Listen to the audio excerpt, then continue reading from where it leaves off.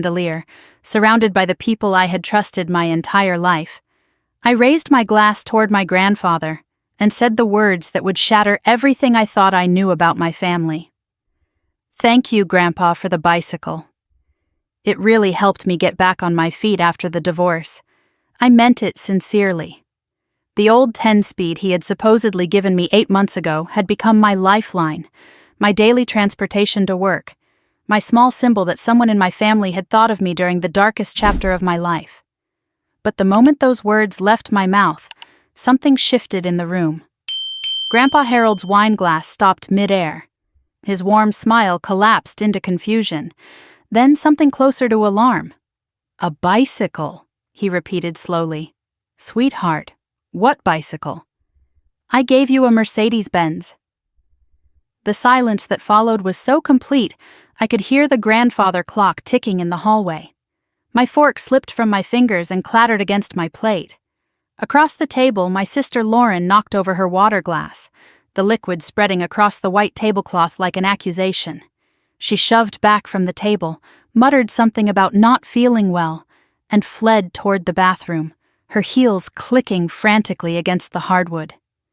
The door slammed behind her, and I sat frozen, my pulse hammering against my ribs, staring at the faces of my parents and wondering how a simple thank you had just detonated a bomb I never knew existed.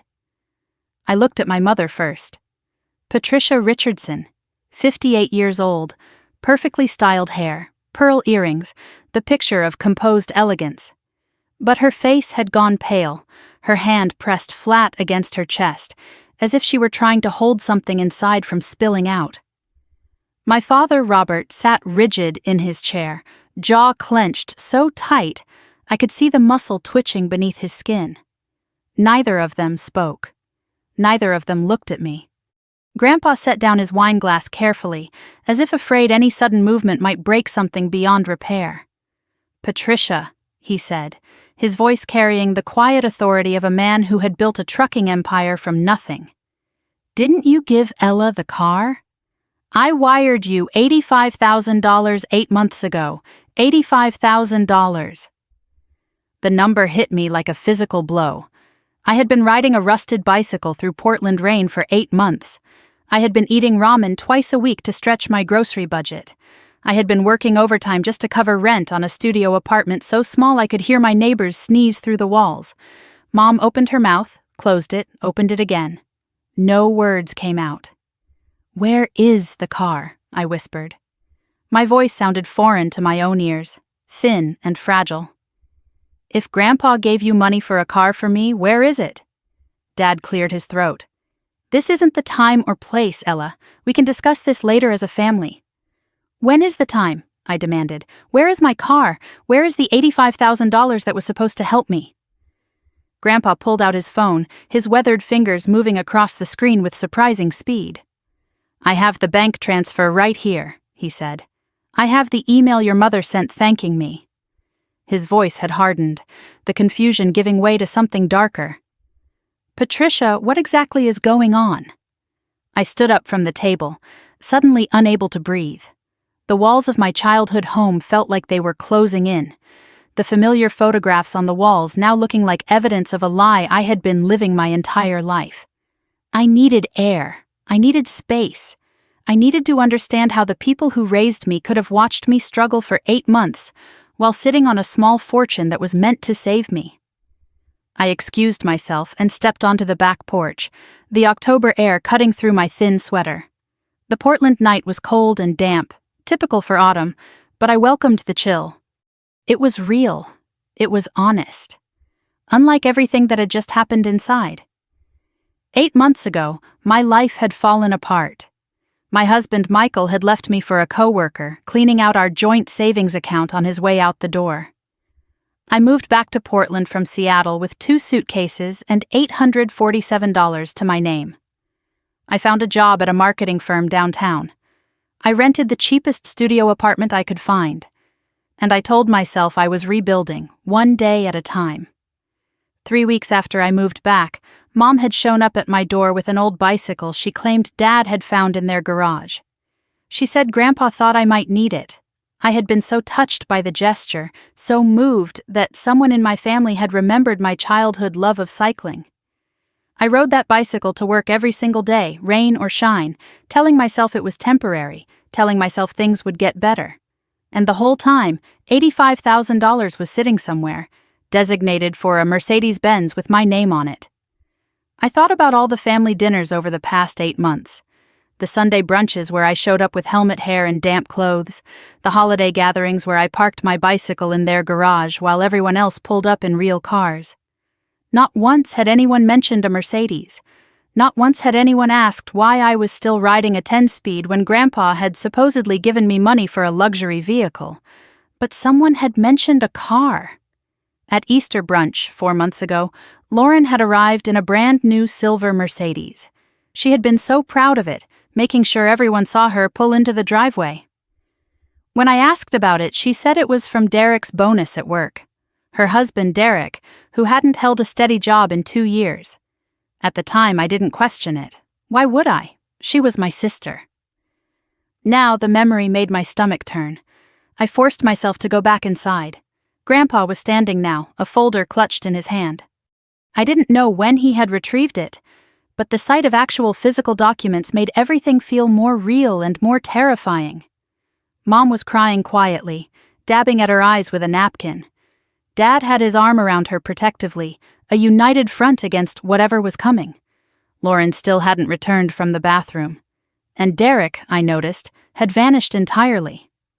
"I did everything right," Grandpa said, his voice trembling with barely contained fury. He showed me his phone, the bank transfer confirmation filling the screen. $85,000, wired to the Richardson family account. The memo line reading clearly, "For Ella's Mercedes, post-divorce fresh start." This was not a suggestion. This was not a family fund. This was specifically, explicitly for my granddaughter, to buy her a car. In her name. Mom let out a choked sob. "Dad, please, it's not what you think." "Then explain what it is, Patricia. Because from where I'm standing, it looks like you took money I sent for Ella and used it for something else entirely." I couldn't stay silent anymore. The anger that had been building inside me finally found its voice. "Where is the money?" I asked, stepping toward my parents. "Where is the $85,000 Grandpa sent for me? And please, please don't lie to me again." Mom looked at Dad. Dad looked at the floor. The silence stretched until it became its own answer.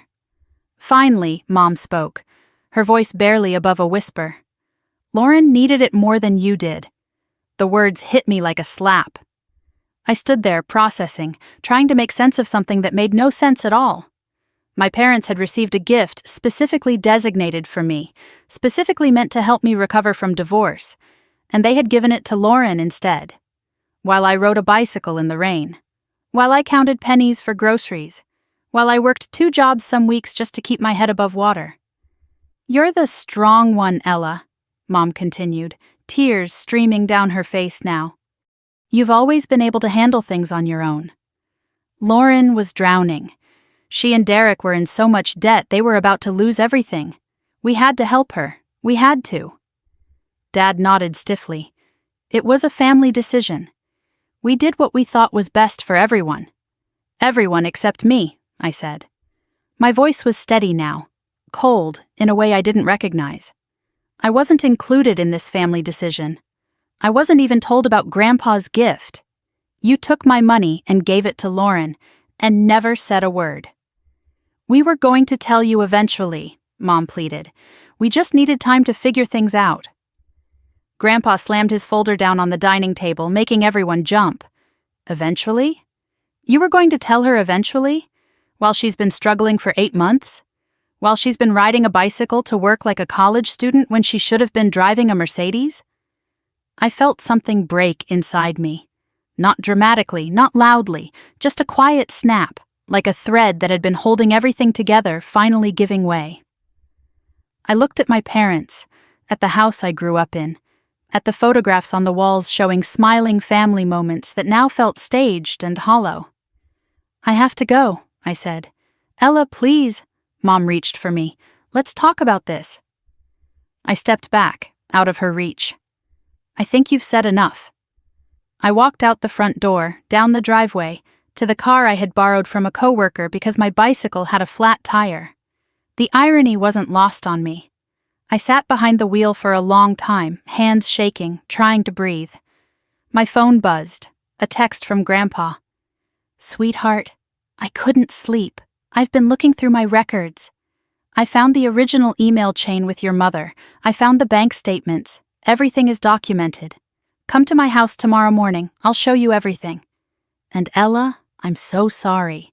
I trusted them with your future. I should have given the money directly to you.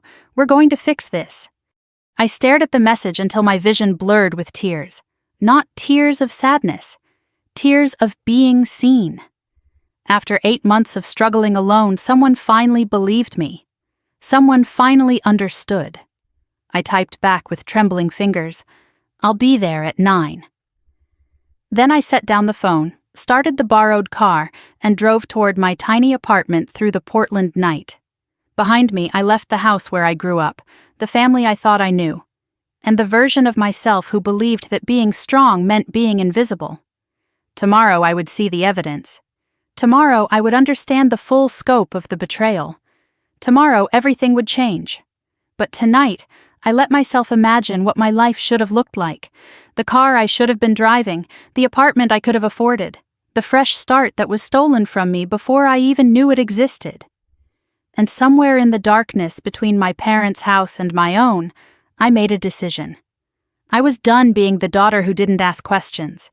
I was done being the sister who made sacrifices no one noticed. I was done being strong for everyone except myself. Whatever they had done with my money, whatever lies they had told, I was going to find out the truth.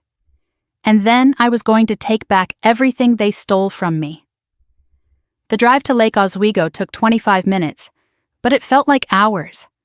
I had barely slept, maybe 2 hours total, my mind replaying the dinner scene on an endless loop. Grandpa's confused face, Lauren fleeing the table, Mom's tearful confession that they had given my money to my sister because I was strong enough to handle being robbed. The October mist hung low over Portland as I navigated the familiar route, passing landmarks from my childhood that now felt like props in a play I had never understood. I passed the coffee shop where Grandpa used to take me for hot chocolate when I was little. I passed the park where he taught me to ride a bike, back when riding a bike was a joy and not a daily reminder of what had been stolen from me. Every turn I made carried memories, but those memories felt different now, tainted, like photographs that had been secretly altered, and I was only just noticing the changes. My hands gripped the steering wheel of the borrowed car too tightly. The coffee I had poured at home sat untouched in the cup holder, cold now. I caught my reflection in the rearview mirror and barely recognized the woman looking back at me. Dark circles under her eyes, tension in her jaw. The face of someone who had just discovered that trust was a luxury she could no longer afford. Grandpa's neighborhood in Lake Oswego was quiet and affluent, the kind of place where old money lived in comfortable craftsman homes behind manicured lawns. His house sat at the end of Maple Ridge Drive, a classic Pacific Northwest craftsman built in 1942. The cedar shingles had weathered to a beautiful silver gray over the decades. The wide wraparound porch still held the wind chimes Grandma had hung 30 years ago, their gentle music carrying across the morning air. I pulled into the driveway and sat for a moment, gathering courage. Whatever waited inside that house would change everything. There would be no going back to the comfortable ignorance I had lived in for 8 months. Part of me wanted to drive away, to pretend last night had never happened, to keep believing that my family loved me equally. But that part was getting smaller by the minute. The front door opened before I could even reach the porch steps. Grandpa Harold stood in the doorway, dressed in pressed khakis and a flannel shirt despite the early hour. He looked older than he had last night, the weight of betrayal visible in the stoop of his shoulders and the shadows under his eyes. But his gaze was sharp and clear, and when he saw me, something in his expression softened. "Sweetheart," he said, his voice cracking slightly on the word. He pulled me into a hug that lasted longer than usual, and I breathed in the familiar scent of him. Coffee and Old Spice and something like sawdust from the workshop he still puttered around in. For just a moment, I felt like a child again, safe, believed, seen. "Come inside," he murmured against my hair. "We have a lot to discuss." The house looked the same as it always had. The same hardwood floors, the same grandfather clock ticking in the hallway, the same photographs lining the walls. Pictures of my father as a boy. Pictures of me and Lauren as children, gap-toothed and grinning. Pictures of Grandma before the cancer took her 5 years ago.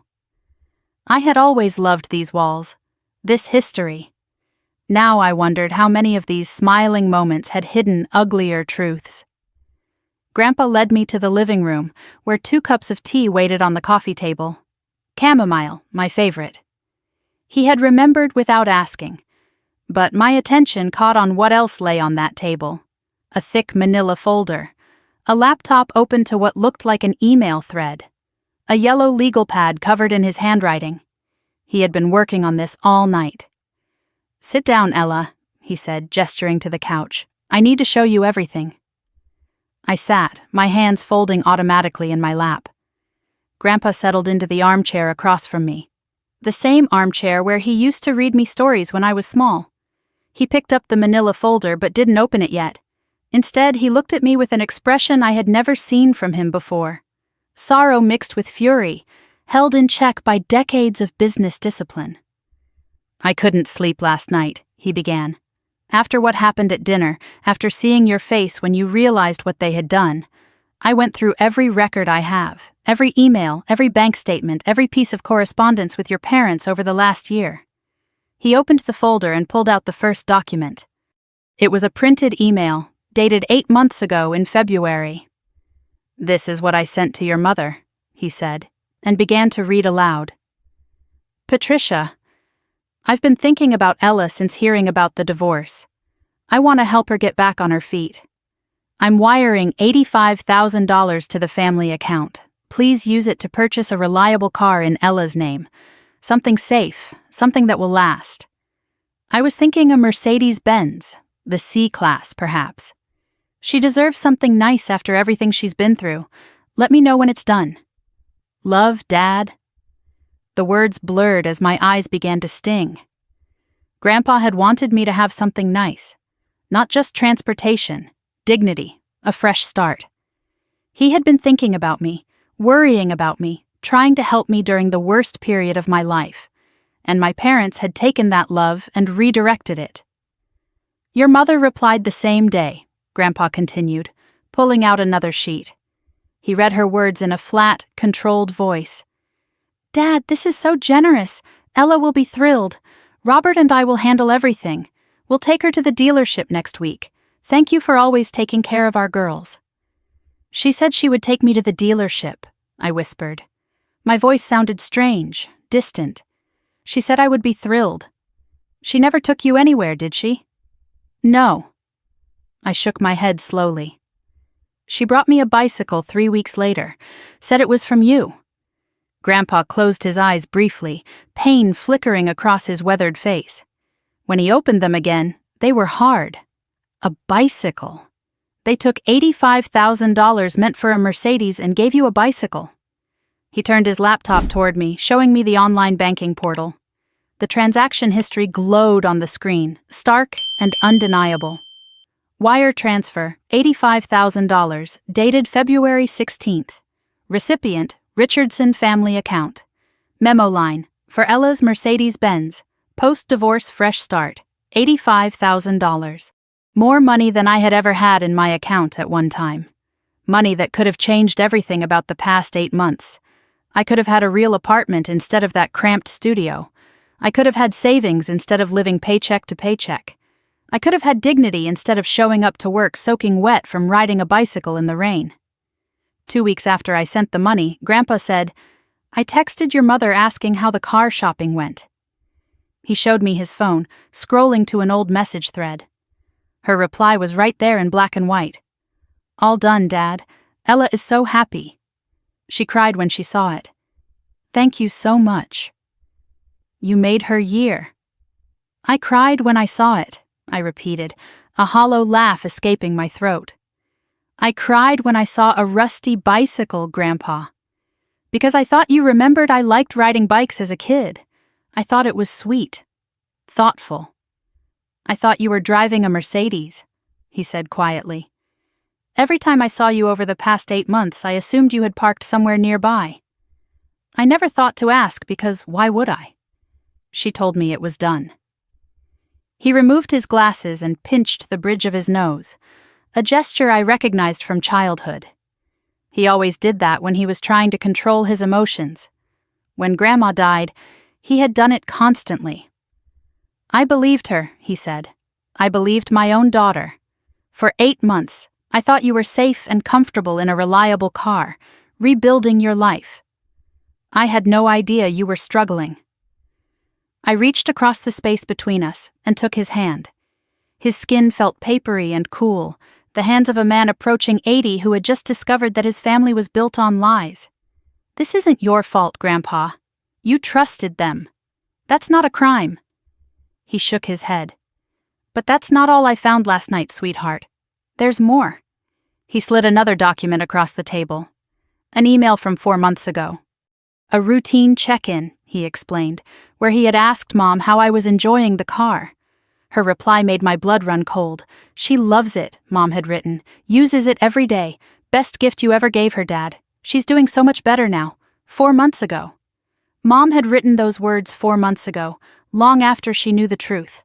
Long after she had given my car to Lauren, long after she had watched me struggle and decided that lying was easier than confessing. She had multiple chances to make it right, multiple opportunities to tell the truth, and she had chosen to deceive Grandpa again and again. She looked me in the eye for 8 months, I said, my voice trembling with anger I could barely contain. She watched me show up to family dinners with wet hair from the rain. She never said a word. She thanked you for me. She said I cried. Grandpa's expression had shifted from grief to something harder. Determination. The same look I had seen in old photographs from when he was building his trucking company, facing down competitors and obstacles with sheer force of will. I need to ask you something, he said slowly. And I need you to think carefully before you answer. Anything.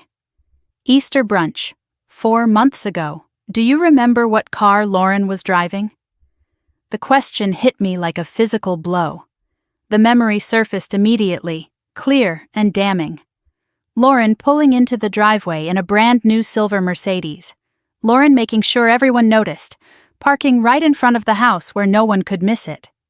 Lauren preening as relatives admired the sleek lines and expensive features. She said it was from Derek's bonus, I whispered. Her husband's bonus from work. Derek hasn't had steady employment in 2 years, Grandpa said flatly. He opened a browser tab on his laptop and navigated to the Mercedes-Benz website. He pulled up an image of the C-Class model and turned the screen toward me. Did it look like this? My stomach dropped. The car on the screen was identical to the one Lauren had been driving. Silver, sleek, expensive. The exact car Grandpa had wanted to buy for me. Yes, I breathed. Exactly like that. The picture crystallized with sickening clarity. My parents had received $85,000 designated for my car. They had purchased a Mercedes-Benz. And they had put it in Lauren's name instead of mine. My sister had been driving my car for months, flaunting it at family gatherings while I pedaled through puddles on a rusted bicycle. They didn't just keep the money, I said, the words feeling like broken glass in my throat. They didn't just fail to help me. They bought the car and gave it to Lauren. My car, my gift, my fresh start. They handed it to her like I don't exist. Grandpa stood abruptly, pacing to the window that overlooked the garden Grandma had planted so many decades ago. His hands were clasped behind his back, the posture he always adopted when making difficult decisions. This wasn't negligence, he said, his voice low and dangerous. This was theft. Planned, deliberate theft. From my granddaughter, using my money. He turned back to face me, and I saw something in his eyes I had never seen before, not just anger, resolve. I failed you, Ella. I trusted the wrong people with your future, and I failed you. But I'm going to fix this. Whatever it takes. Lawyers if necessary. Court if it comes to that. Grandpa, I don't want to destroy the family. He crossed back to where I sat and took both my hands in his. They destroyed it the moment they stole from you. You're just finally seeing the wreckage. For a moment, neither of us spoke. The grandfather clock ticked in the hallway. The wind chimes sang softly on the porch. The weight of everything that had been revealed settled around us like dust after an explosion. What do we do now? I finally asked. Grandpa released my hands and began gathering the documents from the coffee table. First, I want you to confront your parents. Get their full story. Make them say out loud what they did and why. And then we decide whether to handle this privately or legally. But Ella, he fixed me with a stern gaze, don't let them gaslight you. Don't let them claim this was a misunderstanding. You have proof, black and white, undeniable.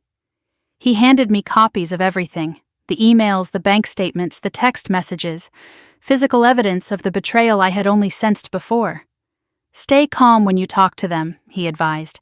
Don't yell. They'll use your anger against you. Ask direct questions. Demand direct answers. And remember, if they try to make you the villain, they are the ones who stole. They are the ones who lied. You are the one who was wronged. I gathered the documents into the folder, my hands no longer shaking. The fear and confusion of last night had transformed into something harder. Clarity, purpose, righteous anger that demanded answers. Call me the moment you leave their house, Grandpa said as he walked me to the door. Whatever happens, I'm on your side, always. I hugged him one more time, breathing in the comfort of his presence. Then I walked to the borrowed car and placed the folder of evidence on the passenger seat. The morning fog had lifted, revealing a rare streak of October sun. I drove toward Beaverton, toward my parents' house, toward the confrontation I had been avoiding my entire life. My mind organized what I knew into a neat, damning list. Grandpa sent $85,000 for a car for me. Mom and Dad took the money. They bought a car and put it in Lauren's name. They lied to Grandpa for 8 months. They gave me a bicycle to cover their tracks. They watched me struggle and said nothing. But beyond the facts, a deeper pain burned in my chest. This wasn't really about the car or the money, it was about the choice. When given $85,000 to help their struggling daughter, they had chosen to give it to Lauren. Because Lauren was fragile and I was strong. Because Lauren needed help and I could handle it. Because I had spent 30 years being the daughter who never asked for anything, and they had decided that meant I didn't deserve anything. As I turned onto my parents' street, I saw Dad's truck in the driveway, Mom's sedan beside it, and parked directly in front of the house, gleaming in the morning light like a taunt, was a silver Mercedes-Benz. Lauren was here. Of course she was. Probably strategizing with Mom and Dad all night, probably figuring out how to make me look like the unreasonable one. I parked behind the Mercedes and sat for a moment, staring at the car through my windshield. The car I was supposed to be driving. The car that was bought with my money, my gift, my grandfather's love. I reached out and touched the evidence folder beside me. Then I opened my door, stepped out, and walked toward my parents' house. My phone buzzed with a text from Mom. Lauren told us you might come by. Let's all talk calmly, okay? There's more to this than you know. I didn't reply. I just kept walking, past the Mercedes, trailing my fingers along its cold, smooth hood as I went. Then I climbed the porch steps and knocked on the door of my childhood home, ready to finally demand the truth. The door opened before my knuckles left the wood. Mom stood in the doorway, her eyes puffy from crying, but her chin lifted in that familiar posture of composed denial. She was wearing a pink cardigan and pearl earrings, her hair perfectly styled even in crisis. The armor of normalcy, as if looking put together, could somehow undo the chaos of what she had done. "Ella, sweetheart," she said, stepping aside to let me in. "Come in. Let's talk like a family." The smell hit me the moment I crossed the threshold. cinnamon rolls baking in the kitchen. Mom's go-to peacemaking tactic since I was a child. Every fight with Lauren, every bad grade, every disappointment had been smoothed over with warm pastry and the unspoken message that whatever was wrong could be fixed with enough sugar. I had fallen for it countless times over the years. Today, the manipulation was so transparent it almost made me laugh. The living room tableau was exactly what I expected. Dad sat in his recliner, arms crossed over his chest, jaw clenched so tight I could see the tension radiating through his entire body. Lauren was curled up on the love seat, knees pulled to her chest, a tissue clutched in her hand like a prop. Derek was noticeably absent. He had apparently fled the scene rather than face whatever was coming. 3 against 1. Just like it had always been, really. The family united against the daughter who dared to ask uncomfortable questions. I didn't sit in the chair Mom gestured toward. Instead, I chose the seat nearest the door, positioning myself for a quick exit if needed. The folder of evidence rested on my lap like a shield. I could feel its weight, the paper edges pressing against my palms. Proof. Undeniable, documented proof of everything they had done. "Before you say anything," Mom began, settling onto the arm of the love seat near Lauren, "we want you to know we love you. This whole situation has been blown out of proportion. Your grandfather doesn't understand the full picture." Dad nodded stiffly. "What your mother is trying to say is that we made a family decision. Sometimes those decisions are complicated. You weren't in a good headspace back then, with the divorce and the move. We were trying to protect you." Lauren spoke through her tears, her voice trembling with practiced vulnerability. "I'm so sorry, Ella. I never wanted you to find out this way. You have to understand, Derek and I were about to lose everything. I was so scared, I didn't know what else to do."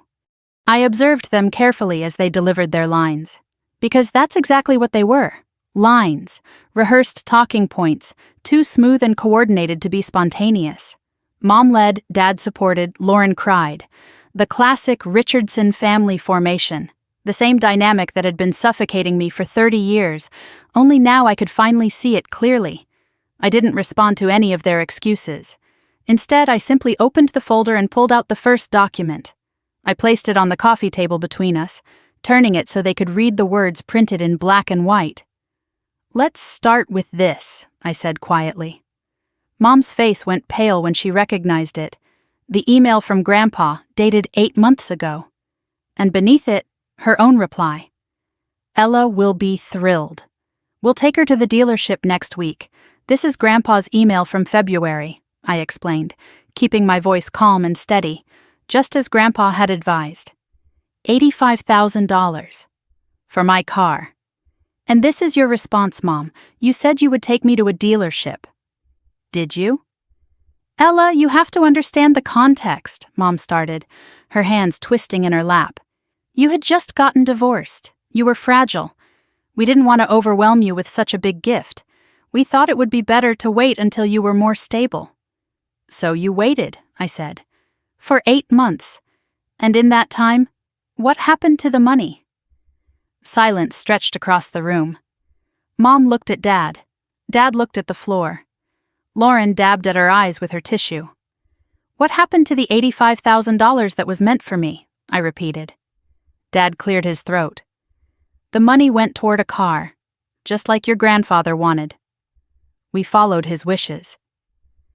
I reached into the folder and pulled out the third document, the one I had obtained from the DMV first thing this morning. I set it on the table next to Grandpa's email. "Whose name is on the registration?" I asked. The silence that followed was deafening. Mom's mouth opened and closed. Lauren's crying stopped abruptly, her eyes widening with something that looked like fear. Dad's jaw worked, but no words came out. I tapped the document with my finger. "This is the vehicle registration for a Mercedes-Benz C-Class. Purchased February 23rd of this year, 1 week after Grandpa wired the money. The registered owner is Lauren Michelle Richardson Hartley." My voice hardened. "My name isn't on this. Lauren's name is." The room shifted. I could feel the power dynamic changing, the carefully constructed narrative crumbling under the weight of evidence they couldn't deny. You didn't delay my gift, I said, each word precise and deliberate. You gave it to someone else. Mom's composure finally cracked. The tears that had been threatening spilled over, and words tumbled out of her in a desperate torrent. Lauren and Derek were in crisis, she cried. They had credit card debt up to their eyeballs. Collectors were calling constantly. They were about to lose their apartment. You were doing fine, Ella. You had a job, an apartment. You were handling everything. Lauren was falling apart. She couldn't sleep, couldn't eat. We had to make a choice, and we chose to help the child who needed it most. Dad nodded vigorously, backing her up. It was supposed to be temporary. We figured we'd sort things out later, maybe find a way to help you when everything settled down. Lauren was drowning. You were swimming. Lauren's plea joined the chorus. I'm so sorry, Ella, I know it was wrong, but you don't understand what it's like to be me. Everything is so easy for you. You just handle things. I've never been strong like you. I've never been able to push through the way you do. When Mom and Dad offered to help, I was desperate. I said yes. I shouldn't have. I absorbed the assault of excuses, letting their words wash over me without interrupting. When they finally fell silent, I spoke quietly. You chose Lauren. It wasn't a question, just a statement of fact. That's not, Mom started. You had $85,000 designated for me, and you chose Lauren. Mom was crying openly now. Ella, you've always been the strong one. There it was. The phrase I had heard my entire life, weaponized against me one final time. You've always been so capable, Mom continued, so independent. Lauren needs us. You never have. Something cold and hard crystallized inside my chest. Every time I hadn't asked for help was now being used against me. Every time I had powered through hardship on my own was proof that I didn't need them. My strength had become their justification for neglect. I stood up. I couldn't sit any longer, couldn't keep still while they explained why I deserved to be abandoned. I walked to the window and looked out at the silver Mercedes parked on the street. My Mercedes. Lauren's Mercedes. The car that should have been mine. Then I turned back to face them. Let me tell you about the last 8 months, I said, my voice rising, since you seem to think I was doing fine.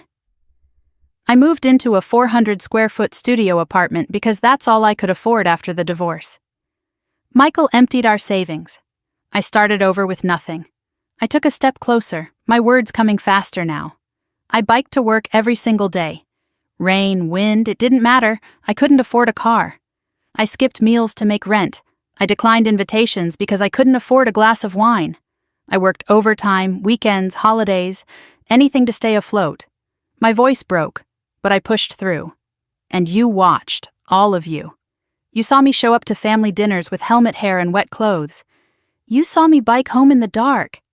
And not one of you said, "Hey, Ella, Grandpa gave us money for your car." Not one of you said, "Here, take your Mercedes." I pointed directly at Lauren. You drove my car to Easter brunch. You parked it right out front. You let me admire it. You let me ask about it. And you told me it was from Derek's bonus. You looked me in the eye and lied.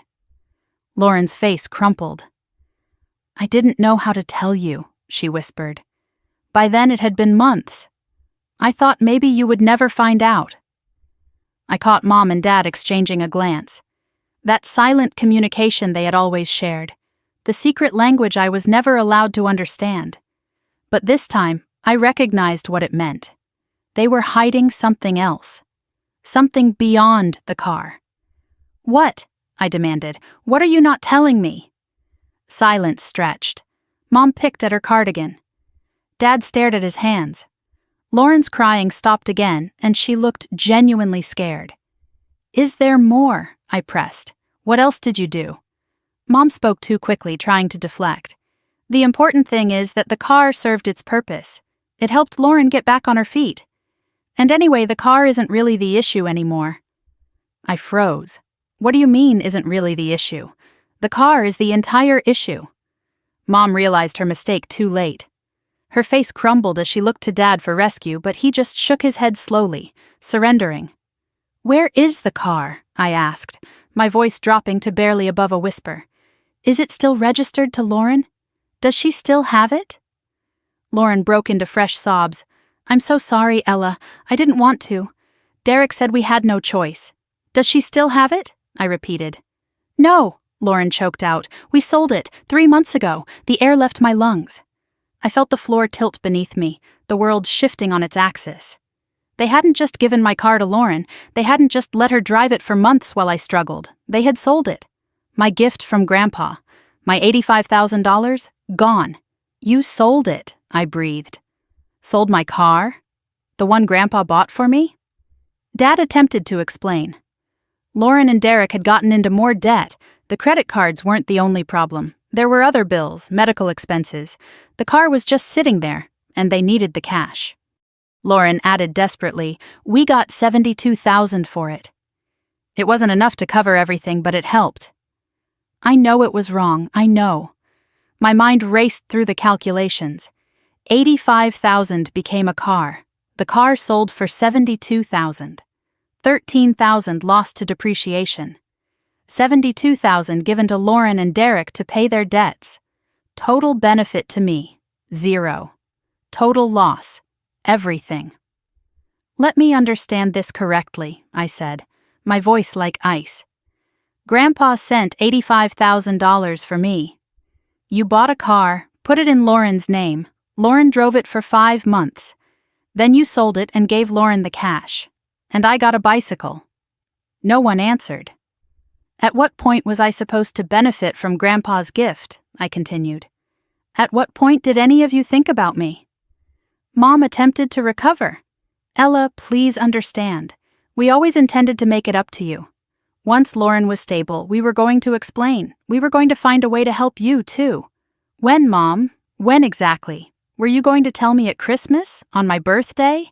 Were you going to wait until Grandpa died so he'd never know what you did with his money?" Mom gasped. "Ella, that's cruel, is it?" I didn't flinch. "Because what you did wasn't just theft. You let Grandpa believe his gift had helped me. You thanked him on my behalf. You said I cried when I saw the car. You made him think he had given me something wonderful. And every time he saw me, he probably wondered why I seemed tired, why I was still struggling. You let him think I was okay because of his gift." I gathered my folder from the coffee table. "That's not just stealing from me, that's betraying him." The blow landed. Mom covered her face with both hands. Dad looked away. Lauren curled into herself on the love seat. "I'm leaving," I announced. "I need to think about what happens next." I walked toward the door but paused at the threshold. I turned back to face my family, this broken, deceitful family that had hidden behind the word love while systematically robbing me. "I want you to understand something," I said. "I spent my whole life being the strong one. I never asked for help because I thought you would give it if I really needed it. I thought family took care of each other. But now I see the truth." My voice steadied, hardened into something I barely recognized. Being strong wasn't a virtue, it was permission. Permission to overlook me. Permission to take from me. Permission to choose Lauren every single time. Lauren reached toward me, her face streaked with tears. "Ella, please, we're sisters." I met her eyes without flinching. Sisters don't steal each other's futures. I walked out without slamming the door. I closed it quietly behind me and walked down the driveway, past the Mercedes one more time. I saw my own reflection distorted in its silver paint, warped and unrecognizable. I got into the borrowed car and started the engine. My phone buzzed before I even left the curb. A text from Grandpa. How did it go? I stared at the message, trying to find words to summarize the devastation. How do you explain that everything you feared was true, and somehow even worse than you imagined? I typed back slowly. They sold it. They sold my car and gave Lauren the money. We need to talk about next steps. I think I need a lawyer. I pulled away from the curb and watched my childhood home shrink in the rearview mirror. The house where I had learned to walk, where I had blown out birthday candles, where I had believed I was part of a family that loved me. All of it had been a lie built on my silence and my willingness to sacrifice. But as the house disappeared behind me, something else emerged. Clarity. Cold, sharp, undeniable.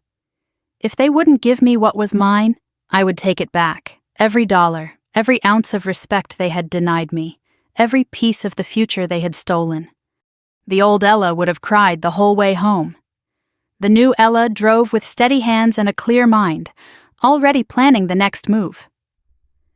I pulled over 3 blocks from my parents' house because my hands were shaking too badly to drive any further. The borrowed car idled on a quiet residential street in Beaverton while I sat frozen behind the wheel, trying to process what had just happened. They sold it. The words kept echoing in my skull like a drumbeat. They took $85,000 meant for me, bought a car, gave it to Lauren, and then sold it and kept the money. And I got a bicycle.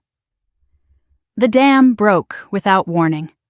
One moment I was staring at the steering wheel, and the next I was sobbing so hard I couldn't catch my breath.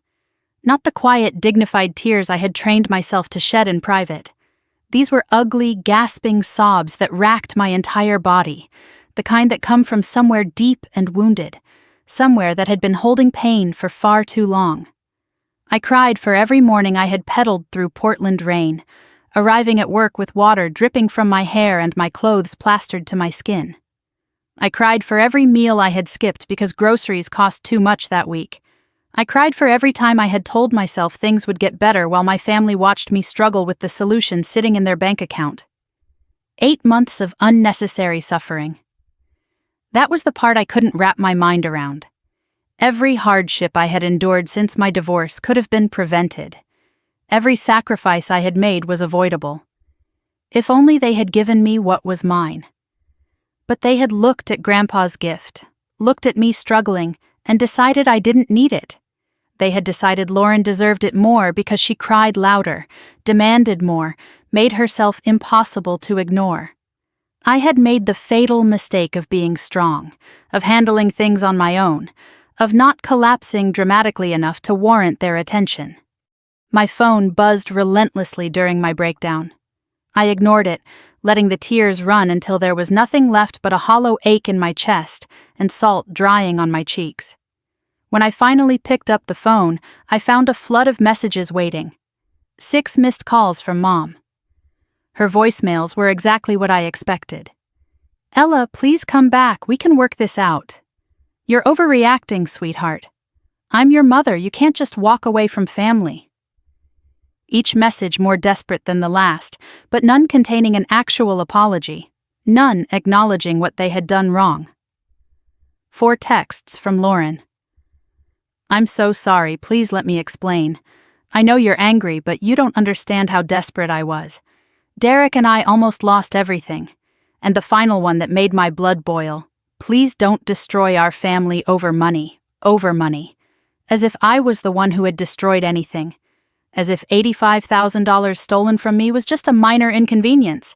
As if asking for what was rightfully mine made me the problem." 2 texts from Dad, both infuriating in their predictability. "Your mother is very upset. I hope you'll reconsider your reaction to all this." Both messages about Mom's feelings. Nothing about mine, protecting his wife, as he had always done, enabling the favoritism that had defined my entire childhood.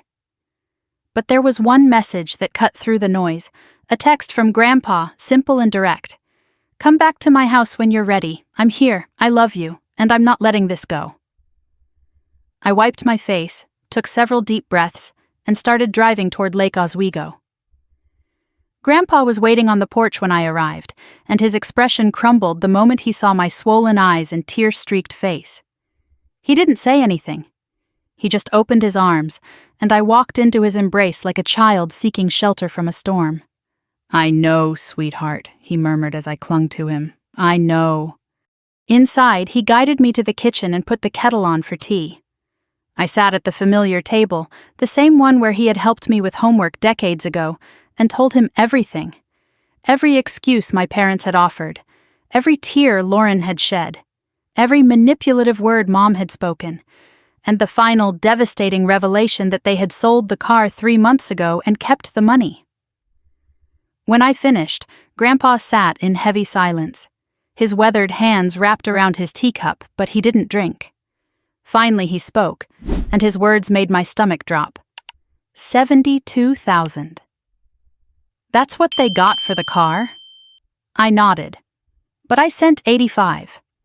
His eyes sharpened with the focus of a man who had spent decades managing complex finances. Where did the other 13,000 go? I hadn't even thought about that. I had been so devastated by the sale that I hadn't stopped to do the arithmetic.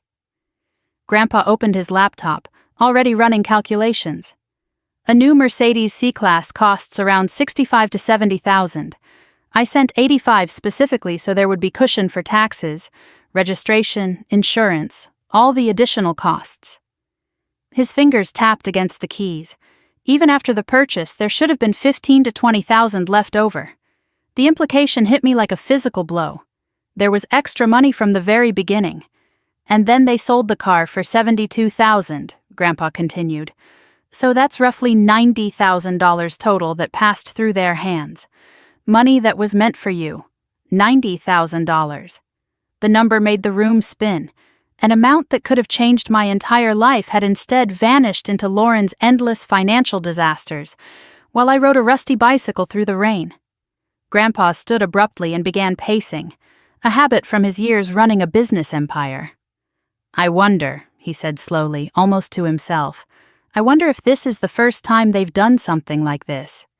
The question unlocked something in my memory. Old suspicions I had buried, moments of confusion I had explained away, patterns I had refused to see. Grandpa, I said carefully, when you gave money for my wedding, how much did you give? He paused mid-step. 15,000. Same as Lauren. I wanted both my granddaughters to have beautiful weddings. My heart started pounding. I only received 3,000. Mom said that was all you could spare. The color drained from his face. 3,000? I wrote a check for 15. I handed it to your father myself. I thought about my wedding 7 years ago. The small courthouse ceremony. The potluck reception in a friend's backyard because I couldn't afford anything else. I had convinced myself it was romantic, intimate, exactly what I wanted. But all along, $12,000 of Grandpa's gift had been sitting in my parents' account, while Lauren threw a lavish celebration at a country club. There's something else, I continued, the memories flooding back. When I graduated from college, you mentioned sending money for my future. Grandpa was already moving toward his filing cabinet, pulling out folders I hadn't seen before. He rifled through papers until he found what he was looking for. A check from 10 years ago, $20,000 made out to my mother. The memo line read, "For Ella's future, education fund, 20,000. I felt the bile rising in my throat. I had 40,000 in student loans, Grandpa. I worked 2 jobs through school just to afford rent. Mom said you couldn't help much. She said money was tight." His hands trembled as he stared at the check. "I sent this specifically for your education. Your mother told me you had scholarships. She thanked me for making it possible for you to focus on your studies." We spent the next 2 hours going through his records. Grandpa was meticulous, a trait that had served him well in business. He had kept copies of every check, every transfer, every piece of correspondence with my parents over the years. And as we compared his records to what I actually remembered receiving, a devastating pattern emerged. The college education fund, 20,000 sent, 0 received. A 21st birthday gift, 2,000 sent, 0 received. My first apartment deposit when I moved to Seattle, 2,000 sent, 500 received. The wedding money, 15,000 sent, 3,000 received. And now the Mercedes, 85,000 sent, 1 rusty bicycle received. I wrote the final number on a legal pad and stared at it until my vision blurred. Total stolen over 10 years. Approximately $120,500. $120,000. More than enough for a down payment on a house. More than enough to wipe out my student debt twice over. More than enough to have given me a completely different life. Grandpa sank into his chair, looking every one of his 78 years. "I failed you," he whispered. Year after year, I thought I was helping you. I trusted my own daughter. I never verified. I never asked you directly if you received what I sent. I moved to his side and took his hand. His skin felt papery and fragile, the hands of a man who had just discovered his family was built on lies. "This isn't your fault," I told him firmly. "You were generous. You were loving. You tried to help me every chance you got. They intercepted everything. They used your love as an ATM for Lauren." "Your grandmother warned me," he said, his voice cracking. "She always said Patricia coddled Lauren too much. She worried about you, said you were too quiet, too self-sufficient. She told me once, Harold, just because Ella doesn't ask doesn't mean she doesn't need." He wiped his eyes. "I should have listened. I should have given everything directly to you." We sat in silence, the weight of a decade of betrayal pressing down on us. Then something shifted in Grandpa's expression. The grief hardened into determination. The slump of his shoulders straightened into resolve. "No more," he said. "This ends now. I want a full accounting of every dollar I've ever sent for you. And if they've been stealing from you for 10 years, they're going to pay back every cent." He reached for his phone. "I know an attorney. Diane Marsh. She handled my business contracts for years. Brilliant woman, doesn't take nonsense from anyone." He met my eyes. "Do you want me to call her?" I hesitated. Calling a lawyer meant making this official, legal, permanent. There would be no going back to pretending we were a normal family. No more Sunday dinners or holiday gatherings or birthday cards signed with love. Just legal documents and depositions and courtrooms. Part of me still wanted to forgive, to smooth things over, to be the good daughter who kept the peace at any cost. That instinct had been programmed into me for 3 decades. But another voice spoke louder. "Being good got you a bicycle. Being quiet got you student loans. Being strong got you nothing but the privilege of suffering alone." "Yes," I said. "Call her." Grandpa dialed. "Diane, Harold Richardson, I need your help. It's about my family. And my granddaughter. Someone's been stealing from us. We have proof." He listened for a moment, then nodded. "Monday morning, 9 a.m. We'll be there." He hung up and looked at me with something like pride. "You're doing the right thing, sweetheart." I wasn't sure anything about this felt right, but it felt necessary. I drove home as the sun set over Portland, the sky painted in shades of pink and orange that seemed to mock the darkness inside me. My apartment felt smaller than ever when I walked through the door. The evidence folders lay spread across my kitchen table where I had organized them that morning. The bicycle leaned against the wall by the door, a constant reminder of what they had given me instead of what I deserved. I couldn't look at it. I couldn't touch it. But I couldn't throw it away either. It was evidence now, proof of how little they thought I was worth. I sat on my bed with my laptop and created a new document.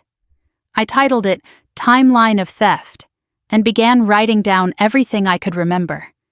Every gift that never arrived, every excuse my parents had made, every suspicious moment I had dismissed over the years. The list grew longer than I expected. Small things I had forgotten or explained away. A graduation card from Grandpa that mentioned an enclosed check, but the envelope had been empty when it reached me. Mom said it must have fallen out. A birthday dinner where Grandpa asked if I'd received his gift, and Mom quickly changed the subject. A Christmas where Lauren got a new car while I got a sweater, and everyone acted like this was perfectly normal. Patterns I should have seen years ago if I hadn't been so desperate to believe my family loved me. My phone buzzed. Another text from Lauren. "Ella, I know you're upset, but please think about what you're doing. If you bring lawyers into this, it will destroy everything." Mom is beside herself. Dad isn't speaking. "You're tearing this family apart. I'm begging you, please. Can we just talk? I can explain everything. There's more to this than you understand." I read the message twice, looking for any hint of genuine remorse, any acknowledgement of what she had actually done. But there was nothing, just more manipulation, more attempts to make me feel guilty for demanding what was mine, more framing of herself as the victim. I typed back a single sentence. "There's nothing to explain. You stole from me for 10 years. Then I turned off my phone and tried to sleep. I didn't succeed. Every time I closed my eyes, I saw the silver Mercedes parked in front of my parents' house. I saw Lauren's tear-streaked face as she begged me not to destroy the family. I saw my mother's desperate attempts to make excuses for the inexcusable. At 2 a.m., I gave up on sleep and went back to my laptop. I researched civil conversion and fraud. I read about statute of limitations for financial crimes. I looked up Diane Marsh and found a website full of impressive credentials and successful case outcomes. My phone buzzed with one final message. Not from my family this time, from an unknown number. "Ella, it's Derek, Lauren's husband. I know you probably don't want to hear from me, but there are things you don't know, things that make this situation even worse than you think. Can we meet? Tomorrow, if possible. I have documents. Proof. I'm tired of being part of this lie." I stared at the message for a long time. Derek, who had benefited from my stolen car. Derek, who had sat at family dinners knowing what his wife had done. Derek, who was now apparently offering to help me. I didn't trust him. I couldn't, not yet. But I also couldn't ignore the possibility that he knew something important, something that could strengthen my case, something that could finally expose the full truth of what my family had done. I typed back carefully, "Where and when?" His reply came immediately. "Riverside Park, North Bench, tomorrow at 5. Come alone, don't tell Lauren." I set down my phone and stared at the ceiling until dawn broke over Portland. In a few hours, I would meet with a man who might be setting a trap or offering me the evidence I needed. In 2 days, I would sit in a lawyer's office and formally begin the process of suing my own family. The woman who had thanked her grandfather for a bicycle was gone. In her place was someone harder, colder, more determined than I had ever been.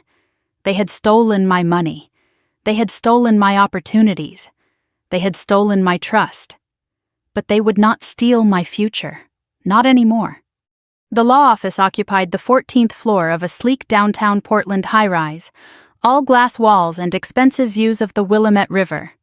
I arrived at 8:45, 15 minutes early, because nervous energy had made it impossible to wait at home any longer. Grandpa was already there, sitting in the reception area in his best suit, the one Grandma had bought him 30 years ago. He stood when he saw me, and something in his expression steadied my racing heart. "We're doing the right thing," he said quietly, squeezing my hand. I wanted to believe him. I wanted to feel confident and righteous and certain. Instead, I felt like I was standing at the edge of a cliff, about to jump into an abyss I couldn't see the bottom of. The reception area was designed to intimidate and impress. Leather chairs, legal journals arranged on glass tables, soft jazz playing in the background. Certificates lined the walls, documenting degrees and achievements in successful cases. The receptionist offered coffee in a voice that suggested she knew exactly how anxious clients felt when they walked through these doors. I declined. My stomach was too tight for anything but the chamomile tea I hadn't been able to finish at home. At exactly 9 o'clock, the receptionist stood and gestured toward a hallway. "Ms. Richardson, Mr. Richardson, Attorney Marsh will see you now." Diane Marsh was not what I expected. I had imagined someone severe, corporate, intimidating. Instead, the woman who rose from behind a cluttered desk was warm and approachable, with silver-streaked black hair pulled back in a low bun and sharp eyes behind elegant glasses. She wore a charcoal suit with a burgundy blouse, powerful but not cold. Her handshake was firm and confident. "Harold," she said, greeting my grandfather first. "Good to see you, though I wish it were under better circumstances."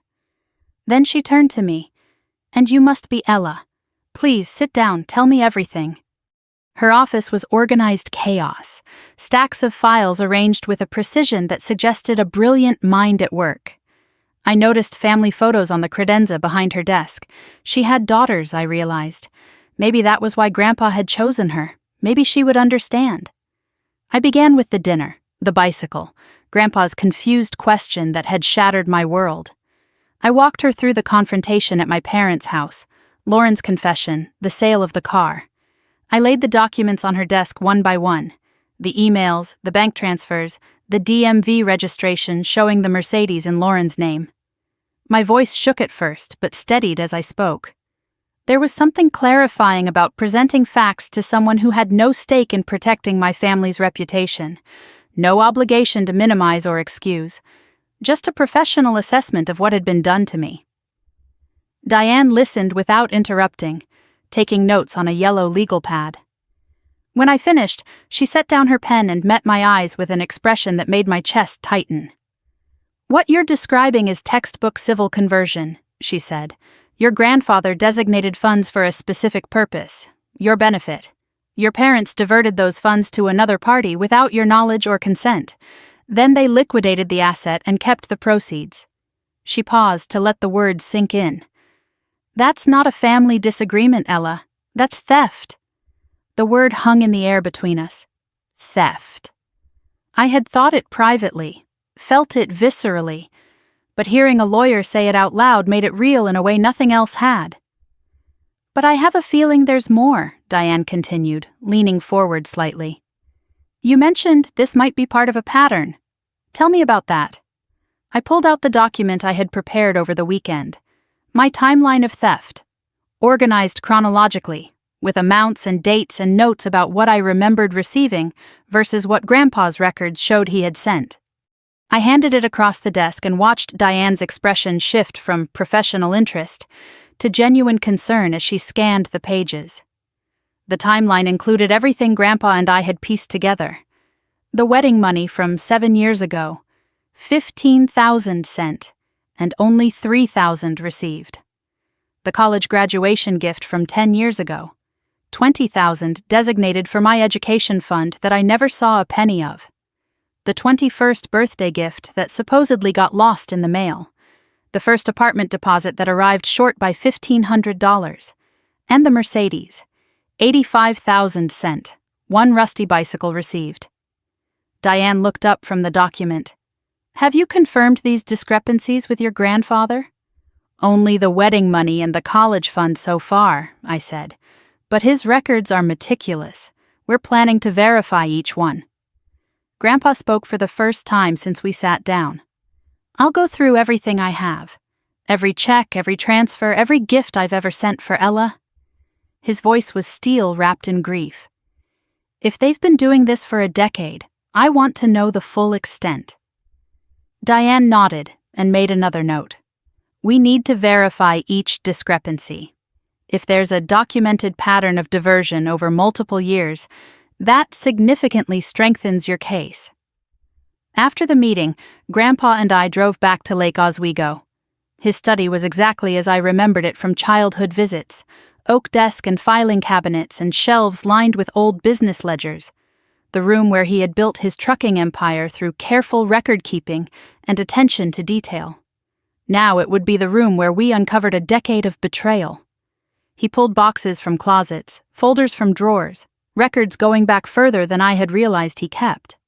There was a system to his organization, gifts sorted by recipient and year. We started with the wedding money, since that was the discrepancy I remembered most clearly. The canceled check was right where he expected to find it. $15,000, made out to Robert Richardson. The memo line read, "For Ella's wedding." The signature on the back was my father's handwriting. He had cashed it himself, deposited it into his own account, and given me only $3,000. I stared at my father's signature until my vision blurred. "Dad cashed it himself," I said, my voice hollow. "He kept $12,000 of my wedding money." Grandpa was already pulling out another file. "The college graduation gift," he muttered, flipping through papers. He found another check, this one made out to my mother. $20,000, dated 10 years ago. Memo: "For Ella's future, education fund." The room started spinning. 20,000? I had 40,000 in student loans, Grandpa. I worked 2 jobs through school just to pay rent. Mom told me you couldn't afford to help much. His hands trembled as he held the check. "I sent $20,000 specifically for your education. Your mother told me you had scholarships. She thanked me for making it possible for you to focus on your studies. We kept going. Hour after hour, comparing his records to my memories, building a comprehensive picture of just how thoroughly my family had been stealing from me. The full accounting emerged slowly, painfully, like cleaning a wound that had been infected for years. There was my 21st birthday. Grandpa had sent $2,000, a generous gift for a young woman just starting her adult life. I never received it. Mom had claimed the check got lost in the mail and was never reissued. There was my first apartment deposit when I moved to Seattle. Grandpa had offered to help, sending $2,000 to cover the cost. Mom said she would handle the transfer. I received $500. There was a Christmas gift from when I was 25. Grandpa's records showed a check for $1,000. I had no memory of ever receiving anything that year except a sweater. And those were just the ones we could document with certainty. There were other suspicious moments, other times when Grandpa mentioned sending something, and I had no memory of receiving it. Moments I had dismissed as miscommunication or forgetfulness, now recast in a sinister new light. I wrote the final number on a legal pad, then sat staring at it until my eyes burned. Total confirmed theft over 10 years, $120,500. That wasn't even including the Mercedes. That was just the historical pattern, the foundation of fraud they had been building for a decade before the $85,000 gift that finally exposed them. Grandpa looked like he had aged 10 years in the space of an afternoon. He sat in his armchair, the check from my college fund still clutched in his trembling hand, and I watched something break behind his eyes. "What else did they take from you?" he whispered. "What else did I fail to protect?" A memory surfaced unbidden, sharp and painful. I was 18 again, sitting in my cramped college dorm room, counting coins to see if I could afford both ramen and laundry that week. I had called Mom to ask if there was any way the family could help with textbooks, which cost far more than I had budgeted for. Her voice echoed in my mind. "Sweetheart, we're stretched thin right now. Lauren needs braces and your father's car broke down. Grandpa already gave what he could. We just can't do more." "You're so smart, Ella, you'll figure it out." "You always do. I had figured it out." I got a second job at the campus coffee shop, working weekends and holidays and late nights. I skipped meals to afford textbooks. I told myself I was building character, developing independence, learning to stand on my own feet. And the whole time, $20,000 sat in my parents' account, designated for my education, while I counted quarters for laundry. The rage that had been building inside me crystallized into something cold and clear, not the hot fury of betrayal, but something harder, something that clarified rather than blinded. "They watched me struggle," I said quietly. "They had the solution, and they chose not to give it." Grandpa reached for my hand, his grip stronger than I expected from a man his age. "No more," he said. "This ends now. We're going back to Diane with all of this. Tomorrow." Before I could respond, my phone buzzed with an incoming call. Unknown number. I almost ignored it, then something made me answer. "Ella." The voice was male, nervous, familiar. "It's Derek, Lauren's husband." I went very still. Derek had benefited from my stolen car. Derek had sat at family dinners knowing what was happening. Derek had sent me that cryptic message about having information. "Why are you calling me?" "I need to talk to you," he said urgently. "Today, if possible. There are things you don't know, things that make this whole situation even worse." I laughed bitterly. How could it possibly be worse? A long pause. "Because the car wasn't just sold. Before they sold it, they took out a loan against it. They used your car as collateral to borrow $30,000. The floor dropped out from under me. A loan? They borrowed against my car? Yes. Derek's voice was shaking now. And that loan? It's still outstanding. They used the sale money to pay off credit cards and medical bills. The loan is still there. Technically, there's still $30,000 owed, secured against a car that doesn't exist anymore." The arithmetic rearranged itself in my head. $85,000 original gift. Car given to Lauren. $30,000 borrowed against it. Car sold for $72,000. Sale money used for other debts. Loan still outstanding. That's $115,000 connected to the Mercedes alone, plus the decade of previous theft. The number was staggering, obscene. "Why are you telling me this?" I demanded into the phone. "Because Lauren is my wife, but what she did is wrong." Derek's voice cracked. "And because your parents are making plans, they're talking about getting ahead of this, spinning the story, making you look like the ungrateful daughter who's tearing the family apart." "I can't be part of that anymore." "What kind of plans?" "I don't know the details, but I have documents, screenshots, proof of the loan. If you want it, it's yours. Meet me tomorrow, somewhere private." I looked at Grandpa, who had been listening to my half of the conversation with growing alarm. "Where and when?" I asked. "Riverside Park, the North Bench, 5 p.m. I'll be there. And Ella?" Derek's voice dropped to barely a whisper. "Don't tell Lauren. Don't tell your parents. If they find out I'm helping you, I don't know what they'll do." The line went dead. I sat in my grandfather's study, phone still pressed to my ear, trying to process what I had just learned. The Mercedes situation was even worse than I thought. There was an outstanding loan, still accruing interest, secured against a car that no longer existed. My family hadn't just stolen from me. They had created a web of debt and fraud that was still growing. "What did he say?" Grandpa asked. I told him everything. The loan, the $30,000 still owed, the family meeting to plan their counterattack, Derek's offer to provide evidence. Grandpa's expression hardened. "This isn't just misappropriation anymore. This is fraud. Conspiracy. They took out a loan against property that was never theirs to begin with." "I know. We need to tell Diane. I know." I texted the attorney with an update. "Derek, Lauren's husband, is willing to cooperate. He has documents proving they took a $30,000 loan against the Mercedes before selling it. The loan is still outstanding. Total damages connected to the car alone may be $115,000. Diane's reply came within minutes. "This changes everything. Bring everything Derek gives you. We're building a case they can't deny." That night, I lay in my cramped apartment, unable to sleep. The numbers kept rearranging themselves in my head. 120,000 stolen over a decade. 30,000 loans still outstanding. 85,000 original gift diverted. The figures blurred together into one undeniable conclusion. My family had been systematically robbing me for 10 years, and when caught, they had made it even worse. Tomorrow, I would meet Derek and get whatever evidence he had. The day after, I would go back to Diane with a case so documented, so irrefutable, that they would have no choice but to face what they had done.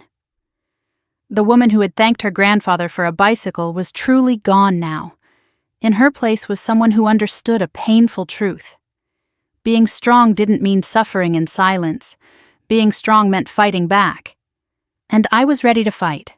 I barely slept the night before, and it showed.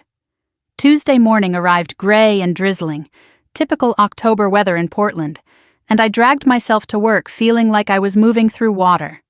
The marketing firm occupied a renovated warehouse in the Pearl District, all exposed brick and expensive coffee and colleagues who looked effortlessly put together. I did not look put together. I looked like a woman who had spent the night staring at the ceiling, calculating $120,000 of stolen money, and wondering what fresh horrors Derek's documents would reveal.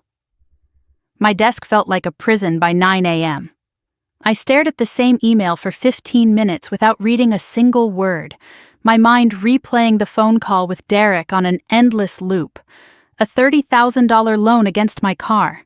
Still outstanding, still accruing interest, secured against an asset that no longer existed because they had sold it to pay off other debts. The coffee I had poured sat cold in my mug. My hands trembled slightly whenever I tried to type. Every few minutes I caught myself staring out the window at the rain, lost in thoughts that had nothing to do with the quarterly marketing report due by end of week.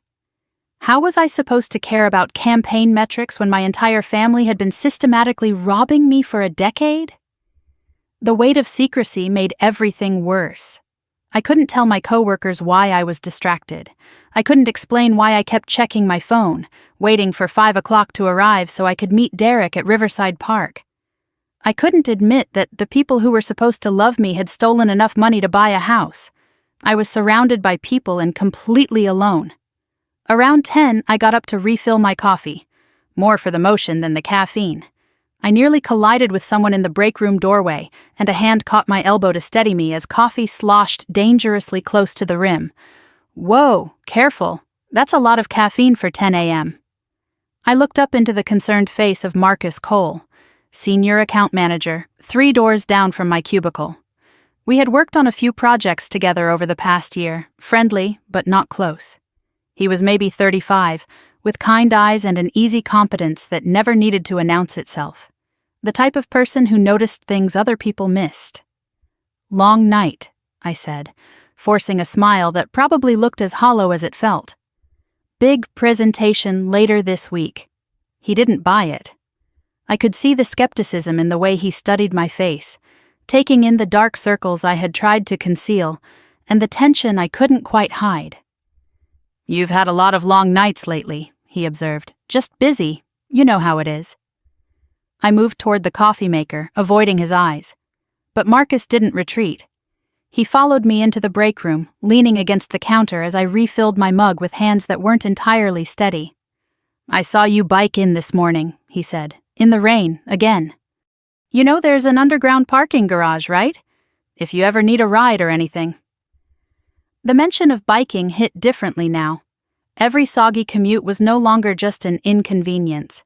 It was a reminder of the Mercedes I never received, the fresh start that was stolen before I even knew it existed. "I like the exercise," I lied. "Clears my head." Marcus nodded, but something in his expression told me he wasn't convinced. "Well, if your head ever needs a break from clearing, my office is 3 doors down. Doors always open, for whatever."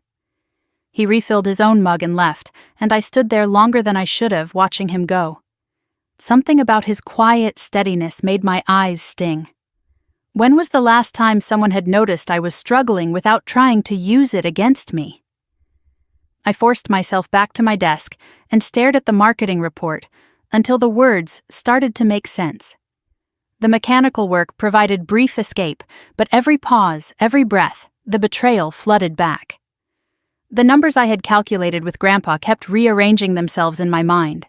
$120,500 in confirmed historical theft, $30,000 in outstanding loan, $85,000 for the Mercedes. The figures were staggering, obscene, impossible to fully comprehend. At 2 o'clock, I delivered my presentation on autopilot. I hit all the major points, answered questions competently, smiled when appropriate. Nobody seemed to notice I was hollow inside. The professional mask held firm, even as everything behind it crumbled. After the meeting, my boss complimented my work. Colleagues chatted about weekend plans. Normal life continued all around me while my personal world burned. The clock moved painfully slowly. 3 p.m., 2 hours until Derek. 4 o'clock, 1 hour. I packed up early at 4:30, claiming a headache that wasn't entirely fictional. Nobody questioned it. I walked out of the office into the gray Portland afternoon and caught the Max train toward Riverside Park. The journey felt surreal. I watched people on the train, couples and families and friends, and wondered how many of them were hiding betrayals. How many of them were the betrayal. Riverside Park stretched along the Willamette River, a green respite in the middle of the city. At this time of day, in this weather, it was mostly empty. A few joggers, a dog walker, a homeless man sleeping on a bench. Perfect conditions for a secret meeting with my sister's husband. I found the north bench easily. It was partially hidden by trees, isolated from the main walking paths. Derek wasn't there yet. I sat down and watched the river move slowly past, gray-green and indifferent to my crisis. The water had no opinion about stolen money or family betrayal. It just kept flowing, steady and eternal. 5 minutes felt like 30. I checked my phone obsessively. 4:58. 4:59. The urge to flee was almost overwhelming. Then footsteps on gravel behind me. I turned. Derek approached with his shoulders hunched against the drizzle, a manila folder clutched to his chest like a shield. He looked terrible. Unshaven, red-eyed, wearing a wrinkled shirt that suggested he hadn't slept any better than I had. Whatever was happening to my family, it was destroying him too. "Thanks for coming," he said, sinking onto the bench beside me without making eye contact. "I wasn't sure you would. I almost didn't." "I know." He swallowed hard. "I know how this looks. I've been part of it. I drove that car. I sat at family dinners knowing what they did." "Yes, you did." He flinched at the coldness in my voice but didn't argue. "I deserve that. But I swear to you, Ella, I didn't know the truth until the dinner, until your grandfather asked about the house and you said you never received anything. The house." He meant the car. My family had adapted the lie so many times, even Derek was confused about the details. "Lauren told me the Mercedes was a gift from your parents," he continued. "A thank you for helping with some project." I didn't question it. Why would I? She's my wife. His voice cracked on that last word, present tense, but barely. "After the dinner, after I saw your face and your grandfather's face, I started asking questions, and Lauren broke down. She told me everything. The money was yours. The car was supposed to be yours. And then she told me about the loan." "The loan details," I prompted when he paused. Derek's hands twisted together in his lap. 3 months after we got the car, Lauren said we needed cash. Credit card bills were piling up. We were behind on rent. She said she could get a loan using the car as collateral. He swallowed again. I asked if that was legal, if the car was really ours to leverage. She said your parents had given it to us officially, no strings attached. So I signed the papers. You signed. My name is on the loan too, me and Lauren. We're both liable. The arithmetic rearranged itself again. $30,000 borrowed against my car by my sister and her husband. A debt I hadn't created, but that was connected to assets that should have been mine. "How much did you get?" I asked. $30,000, Pacific Northwest Credit Union. He opened the manila folder and pulled out a document. Loan agreement, right there in black and white, secured against a Mercedes-Benz C-Class, the same car that was supposed to be mine. I took the paper and scanned it. Borrowers: Lauren Michelle Richardson Hartley and Derek Hartley. Loan amount: $30,000. Collateral: vehicle, Mercedes-Benz C-Class. The date was May of this year, 3 months after they received the car that Grandpa had intended for me. "What happened to the money?" I asked. "Credit cards, mostly. Medical bills from when Lauren had that health scare last winter. Other debts I didn't even know about." His voice dropped. "By the time the loan money hit our account, it was already spent. We were just trying to stay afloat. And then, you sold the car." Derek nodded miserably. 3 months ago, Lauren said we could use the sale to pay off the loan and still have money left over. But you didn't pay off the loan." "No." He pulled out another document. Current loan statement. Principal remaining, $28,400. Payments, delinquent. Status, collection warning issued. I stared at the numbers. They weren't paying it. The car doesn't even exist anymore and you're not making payments. We don't have the money. The sale barely covered the credit cards. And now your parents are scared. They're not offering to help anymore. Derek's hands were shaking.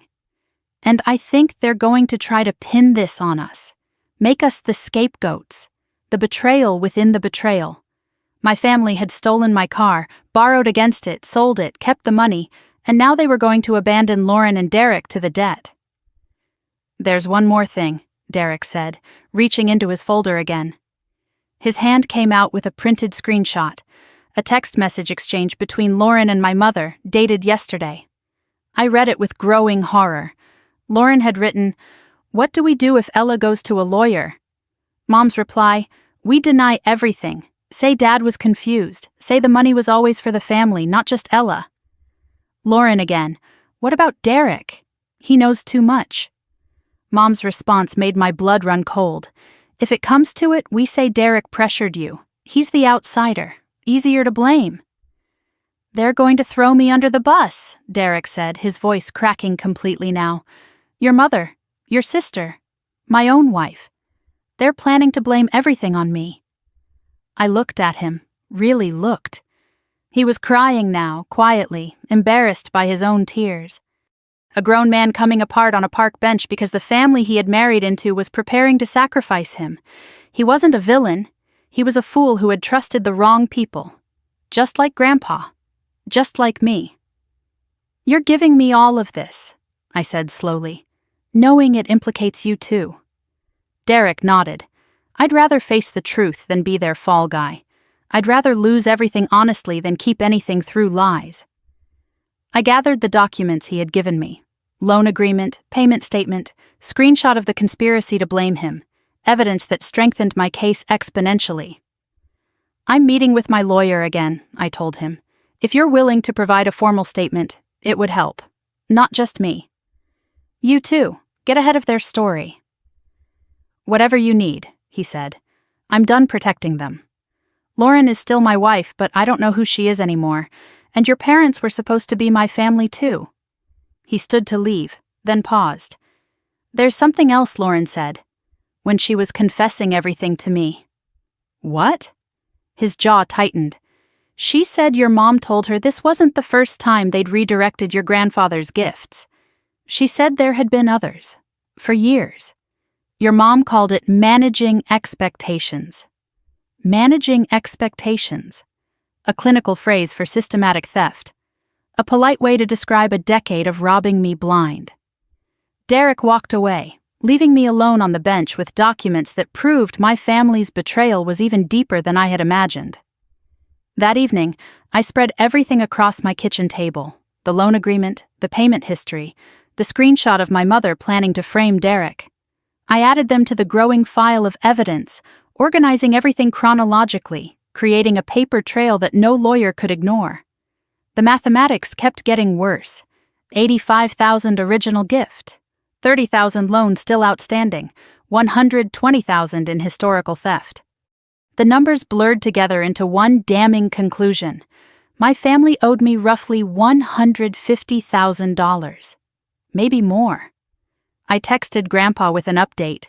Met with Derek. He gave me everything. It's worse than we thought. Much worse. Can we meet with Diane tomorrow? His reply came quickly. I'll call her first thing. We'll make it happen. You're not alone in this, sweetheart. I set down my phone and stared at the evidence covering my table. Then, unexpectedly, my phone buzzed again. Unknown number. The text made me blink. Ella, this is Marcus. From work. Got your number from the company directory. Hope that's okay. I know it's late, but I wanted to check on you. You seemed really off today. More than usual. No pressure to explain. Just wanted you to know someone noticed. If you ever need to talk, or just need someone to sit with you while you don't talk, I'm here. The kindness caught me off guard. A co-worker I barely knew, reaching out at 10 p.m. because he noticed I was struggling. Not because he wanted something. Not because he was obligated. Just because he cared. I typed back slowly. Thank you, Marcus. Really, I might take you up on that sometime. Tonight I'm just trying to survive. His reply came immediately. Surviving is enough. See you tomorrow. I set down the phone and looked at the documents on my table, then at the bicycle still leaning by the door. Tomorrow I would meet with Diane and present everything Derek had given me. Tomorrow the legal machinery would start to move. But tonight there was one small mercy. Someone had seen me struggling and offered help without strings attached. It wasn't much, but after everything my family had done, it felt like a miracle. The conference room on the 14th floor felt like a war room. Morning light streamed through tall windows overlooking the Willamette River, illuminating a mahogany table large enough for 12 but holding only 4. I sat beside Grandpa, my folder of evidence organized and ready. Across from us, Attorney Diane Marsh reviewed the documents I had collected over the past week with the focused intensity of someone preparing for battle. And at the far end of the table, looking like he hadn't slept in days, sat Derek. He had arrived separately, parking 3 blocks away and entering through a side door to avoid being seen. His fear of Lauren discovering where he was radiated from him like heat. Every few minutes he glanced at his phone, checking for messages from the wife he was about to betray. Grandpa regarded Derek with a complicated expression I couldn't quite read. Sympathy mixed with suspicion. This was the man who had driven the stolen car, who had signed the fraudulent loan, who had sat at family dinners knowing what was happening. But he was also the man who had chosen truth when he could have stayed silent. Diane closed the folder she had been reviewing and looked at Derek with sharp, assessing eyes. "Let's start from the beginning," she said. "I want the complete picture. Derek, I understand you have information that expands what we already know. This is a safe space. Attorney-client privilege extends to this meeting. Tell us everything." Derek took a shaky breath and opened his own folder of documents. His hands were trembling. "I need you to understand," he began, his voice unsteady. "I didn't know, not at first. When Lauren and I got married 3 years ago, her family seemed normal, loving, close. The kind of family I always wanted but never had." He paused, gathering himself. "I grew up in foster care. No parents, no siblings, nobody who claimed me. When the Richardsons welcomed me in, I was so grateful, so willing to believe the best about them. I didn't ask questions I should have asked." "The Mercedes," Diane prompted gently. "When the car appeared in February, Lauren told me it was a gift from her parents. A thank you for helping Robert with some home improvement project. I thought it was excessive, but they seemed like generous people. Why would I question it?" His voice cracked slightly, but things started not adding up. Lauren was anxious all the time, secretive about our finances. She would get calls from Patricia and suddenly need to handle something, always vague about what. When I asked questions, she deflected, said I was being paranoid. "And the dinner," Diane said. "That's when everything changed." Derek nodded. "When Harold asked about the car and Ella said she never received anything, I saw their faces, Lauren and Patricia. That wasn't confusion. That was fear. The fear of being caught." He pulled out his phone, and something in his expression shifted from nervousness to determination. "After the dinner, I couldn't sleep, so I did something I'm not proud of. I went through Lauren's phone while she was in the shower. The room went very still. I know it was wrong," Derek continued. "Invasion of privacy. But I needed to know the truth. And what I found changed everything." He handed his phone to Diane, who studied the screen with growing intensity. I leaned forward, desperate to see what had prompted this betrayal of his own wife. "Text messages," Derek explained. "Years of them, between Lauren and Patricia, planning everything." Diane scrolled through the messages, her expression hardening with each swipe. She began reading selected excerpts aloud, and with every word, my understanding of my family's betrayal deepened into something far worse than I had imagined. From 8 months ago, when the Mercedes money arrived. Lauren had written, "Dad sending money for Ella, $85,000 for a car." Patricia's response, "That's a lot." Lauren again, "We need that money. Derek's out of work and we're drowning." And Patricia, my own mother, "I know, we'll handle it. Ella's strong, she'll bounce back." There it was, documented proof. They had planned the theft before the money even arrived, but Diane kept scrolling, going further back.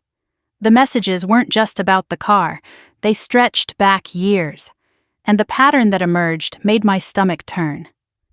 From 7 years ago, around the time of my wedding, Lauren had written, "How much is Grandpa giving for Ella's wedding?" Patricia's reply, $15,000. Lauren's response, "That's not fair. My wedding cost way more. Can't you redirect some of it?" And 2 days later, Patricia's message, "Done. Ella's getting $3,000.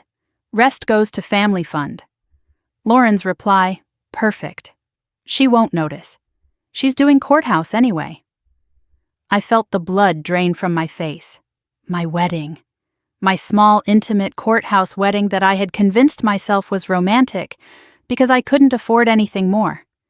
They had stolen $12,000 from me and laughed about it. Diane kept reading. There was more, so much more. From 10 years ago when I graduated college. Lauren, did Grandpa send Ella's graduation gift? Patricia, $20,000. He's so generous with her. Lauren, that's not fair, I didn't get that much. Patricia, you got your tuition paid. Ella took loans. Lauren, so? She chose loans. She could have asked for help. And then, 1 week later, redirected to family expenses. Ella won't know. Lauren's grateful response. Thanks, Mom. You always understand. The room was spinning. I gripped the edge of the table to steady myself as the truth crashed over me in waves. This wasn't just my parents making bad decisions under pressure. This wasn't Mom and Dad choosing to help the daughter who seemed to need it more. This was Lauren, actively requesting the theft, pushing our mother to redirect funds meant for me, orchestrating her own enrichment at my expense for over a decade. She asked for this, I whispered, barely recognizing my own voice. Every time. She asked Mom to steal from me. Diane looked up from the phone, her expression grave. This changes everything, she said. These messages show a clear pattern of conspiracy to defraud. Lauren wasn't just a passive recipient. She was the primary instigator. I looked at Derek, who sat with his head bowed, tears streaming silently down his face. I asked him the question that had been forming since he first sat down. You said you didn't know until the dinner, but Lauren confessed everything to you afterward. Why are you here? Why are you helping me instead of her? Derek lifted his head, meeting my eyes for the first time since we had entered the room. Because I found something else in those messages, something that made me realize I never really knew the woman I married. He took his phone back from Diane and scrolled to a different conversation. This one was from 2 days ago, after the confrontation at my parents' house, after I had left with threats of lawyers ringing in my ears. Lauren had written to Patricia, "What do we do if Ella actually goes through with this?" Patricia's response, "We deny everything. Say Dad's confused. Cognitive decline, maybe. His testimony won't hold up." Lauren, "What about Derek? He's been asking too many questions." And my mother's reply, the words that had driven Derek to betray his own wife. "If it comes to it, we say Derek pressured you into everything. He's the outsider. Easier to blame." "They were going to make me the scapegoat," Derek said, his voice raw with pain. "My own wife, her mother. They were planning to throw me under the bus to save themselves." I looked at him differently then. Not as a co-conspirator who had benefited from my stolen car. Not as Lauren's enabler, but as another victim of my family's manipulation. Another person who had trusted the wrong people and was now paying the price. Diane had been taking notes throughout Derek's confession. Now she set down her pen and addressed him directly. "You understand that providing this testimony puts you in a complicated legal position," she said. "You co-signed the loan. You benefited from the stolen vehicle. You have exposure here." "I know," Derek replied. "I've thought about nothing else for days. But I can't live with this anymore. Lauren is my wife. Maybe I still love her. But I didn't sign up to be part of a decade-long theft operation." His jaw tightened with resolve. "I'll give a sworn statement. Everything I know. I'll testify if this goes to court. And I'll cooperate with whatever Ella and Harold decide to pursue." Grandpa spoke for the first time since we had sat down.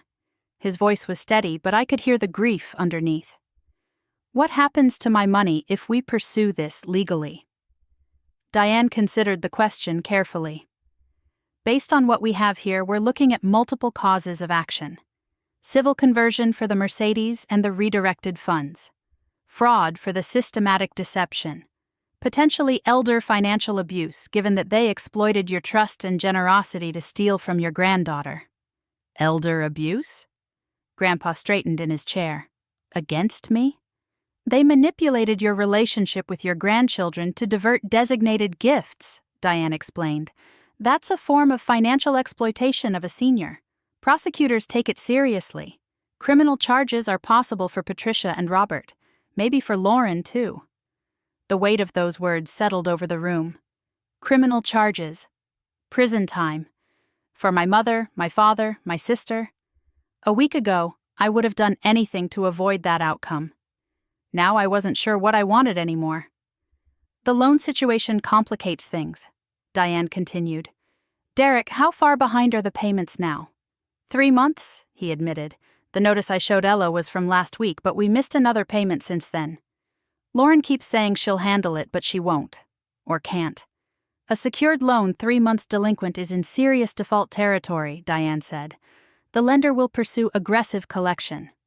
And since the collateral no longer exists, they'll come after the borrowers personally. That's you and Lauren. Derek nodded miserably. I know. But here's the complication, Diane continued. The loan was fraudulently obtained against property that wasn't Lauren's to leverage. That could potentially shift liability back to Patricia and Robert, who facilitated the original theft.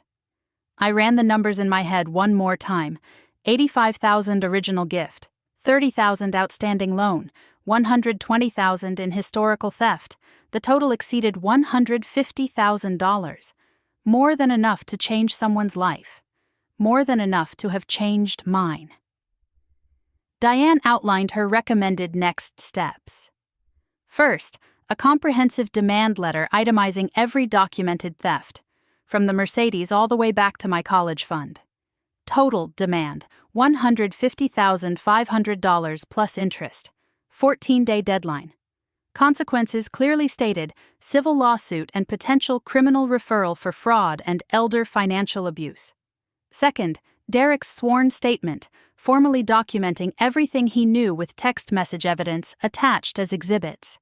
His testimony on record before the family could pressure him to recant. Third, preservation of all evidence. Documents scanned and backed up. Derek's phone archived in case Lauren tried to delete the message history. Bank records from Grandpa secured and organized. Whatever it costs, Grandpa said when Diane finished. Whatever it takes.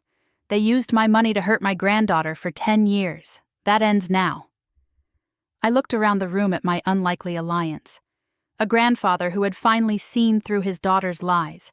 A brother-in-law who had chosen truth over loyalty. An attorney who would fight for justice I had never dared to demand. I never wanted this, I said quietly. I never wanted to fight my own family. Diane met my eyes with understanding. They didn't give you a choice. No. They didn't. They decided I didn't matter. They decided I was expendable. My voice steadied as something inside me hardened into resolve. This isn't revenge. This is refusing to be erased. We spent another hour going over details, signing documents, preparing for the battle ahead. When we finally emerged from the conference room, the morning had turned to early afternoon. Derek slipped out through the side entrance, heading to a hotel where Lauren couldn't find him. Grandpa looked exhausted but determined as we rode the elevator down together. In the lobby, we parted ways with nods rather than hugs. Too much had happened for casual warmth, but there was understanding between us. Solidarity. I stepped outside into the gray Portland afternoon and checked my phone for the first time in hours. 17 missed calls, all from the same number. Mom. I didn't listen to all the voicemails, just skimmed the transcriptions. Ella, where is Derek? He didn't come home last night. Then, Ella, what have you done? What did you tell him? And, Ella, if you're behind this, if you've turned him against us? The final message, left 30 minutes ago, stopped me cold. Ella Richardson, you call me back right now. I know you're with a lawyer. I know what you're planning. And I swear to God, if you destroy this family, you will regret it for the rest of your life. I stared at the threat from my own mother. Not an apology, not an explanation, not even an attempt at reconciliation, just a threat. I screenshotted the voicemail transcription and texted it to Diane. My mother just threatened me. Voicemail attached. Her reply came in seconds. Perfect. Let her keep talking. Every word is a gift to our case. I pocketed my phone and tilted my face toward the gray sky. The rain had started again, soft at first, then steady. I didn't move to find shelter. Let it rain. Let it all come down. I had already survived worse storms, and I was just getting started. The email arrived at 6:47 on Thursday morning, before I had even finished my first cup of coffee. I sat at my kitchen table, still in my robe, staring at the notification on my phone. From Diane Marsh.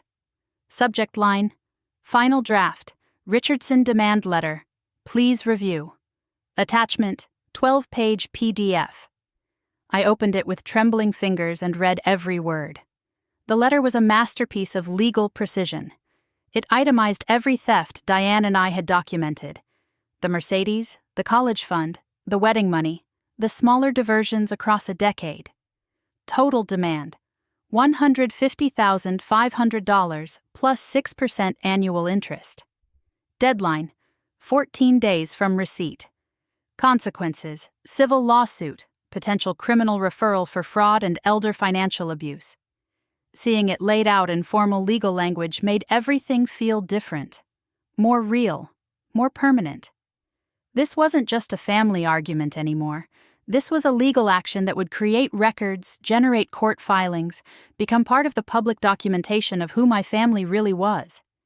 I typed my response with steady hands. Approved. Send it.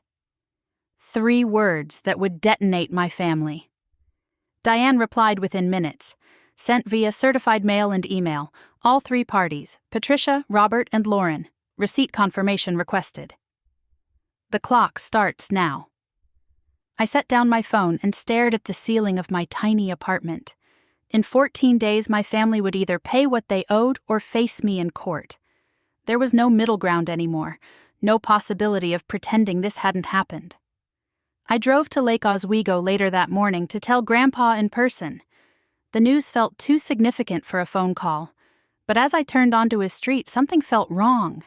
The porch light was still on from the night before. Grandpa never forgot to turn off lights.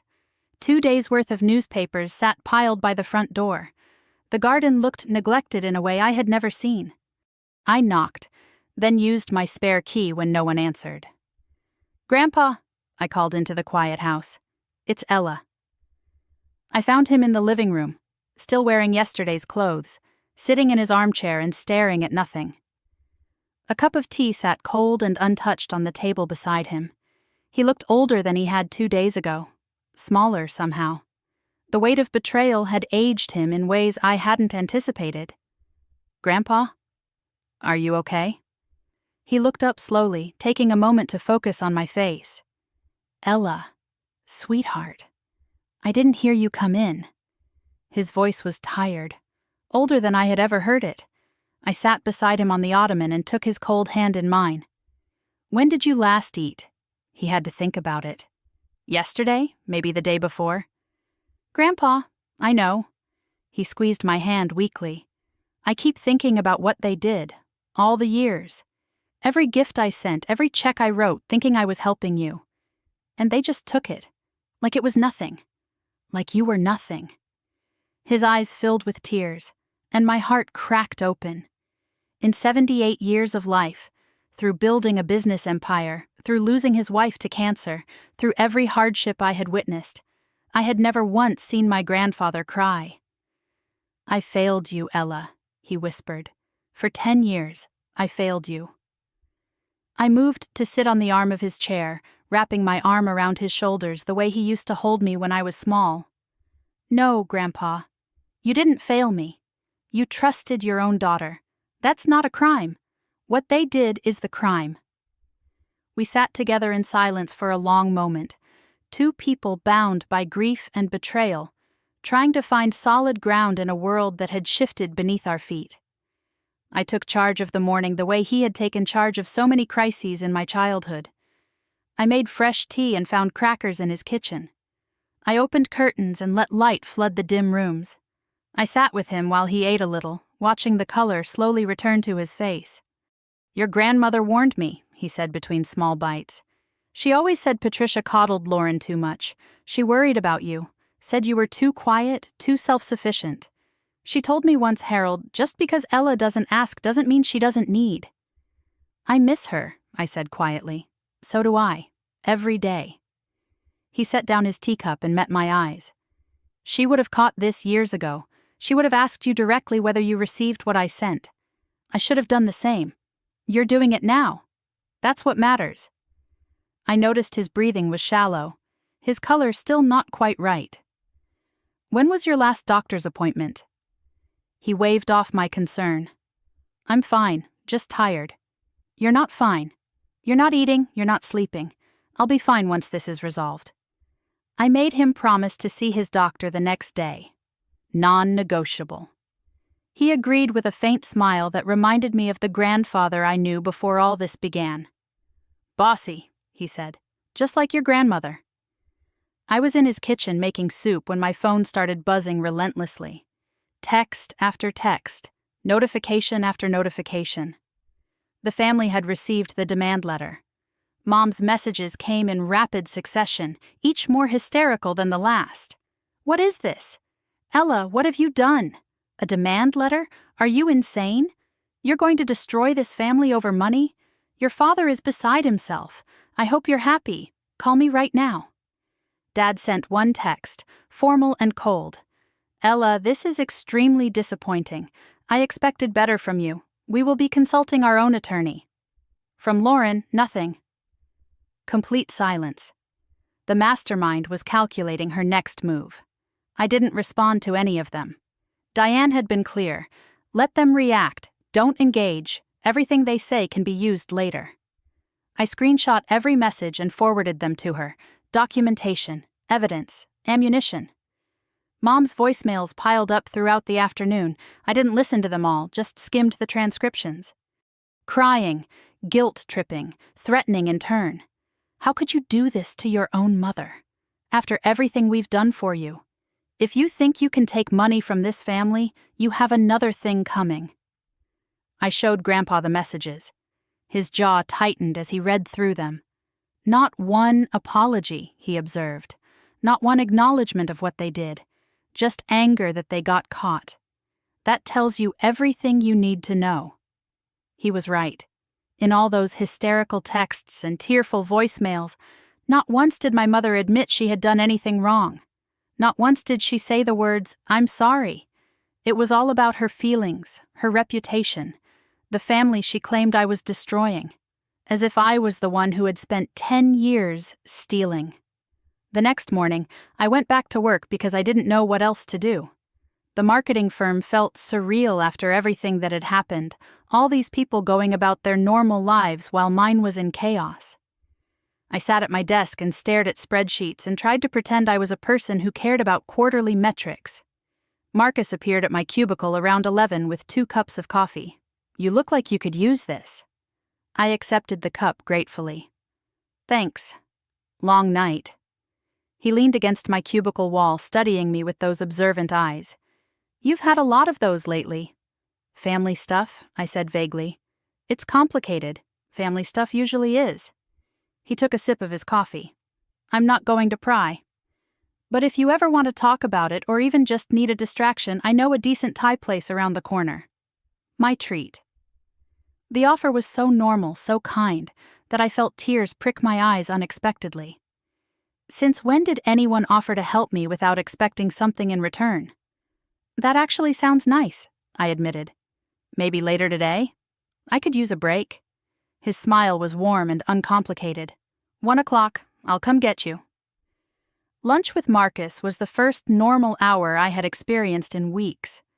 He didn't push me to talk about my problems. Instead, he told me about hiking trails he had discovered, about his weekend plans, about a terrible movie he had watched that was so bad it became entertaining. I found myself actually laughing for the first time since Grandpa's dinner. Eventually, though, I opened up a little. Just enough. "I'm dealing with some family drama," I told him.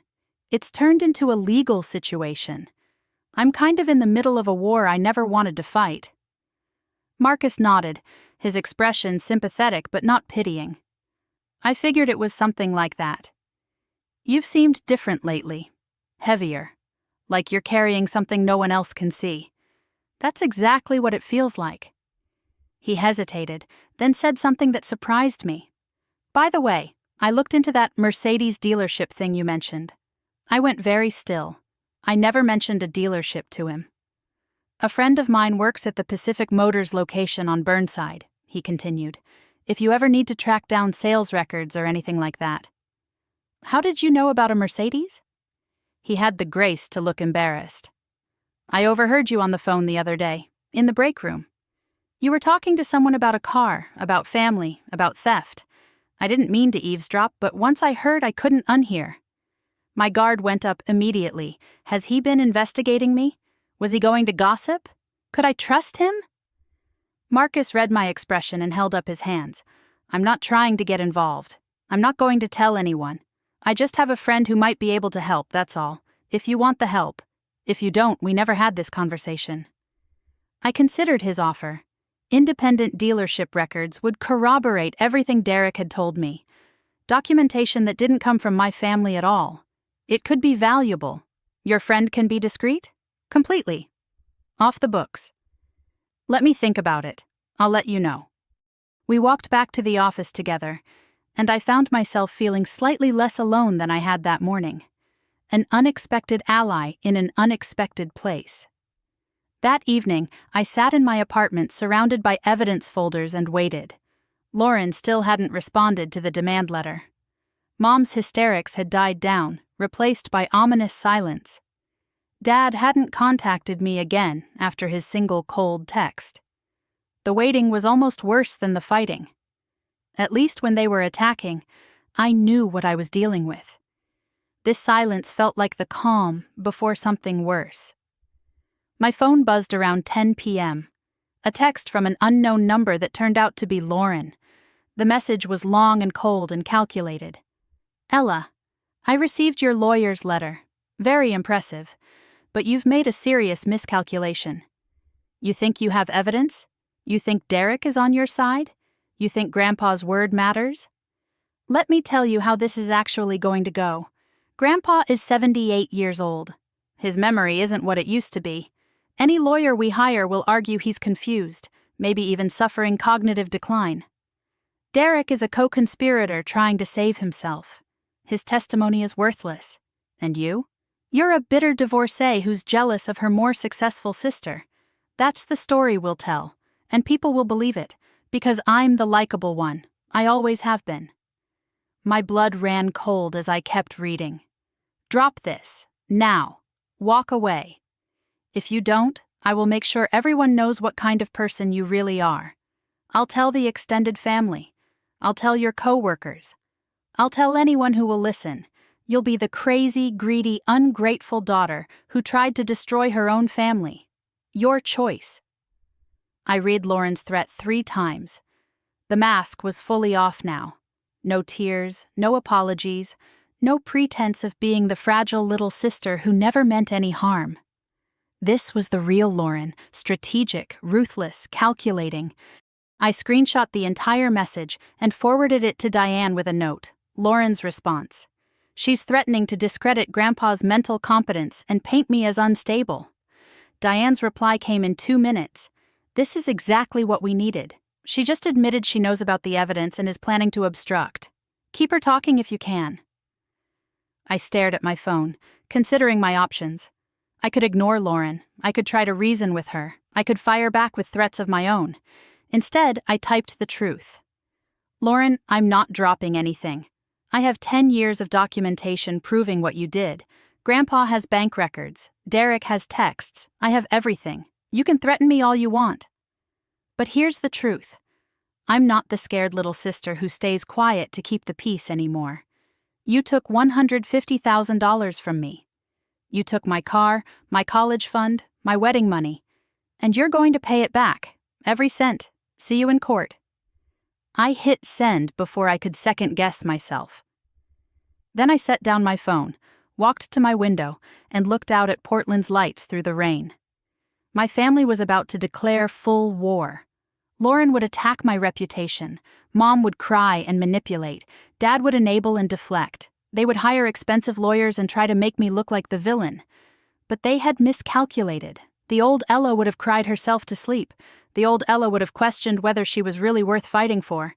The old Ella would have considered dropping everything just to keep the peace. The new Ella made tea, reviewed her evidence one more time, and set her alarm for 6 a.m. There was work to do. They wanted a war? Fine, I was ready. The smear campaign started Saturday morning while I was still in bed.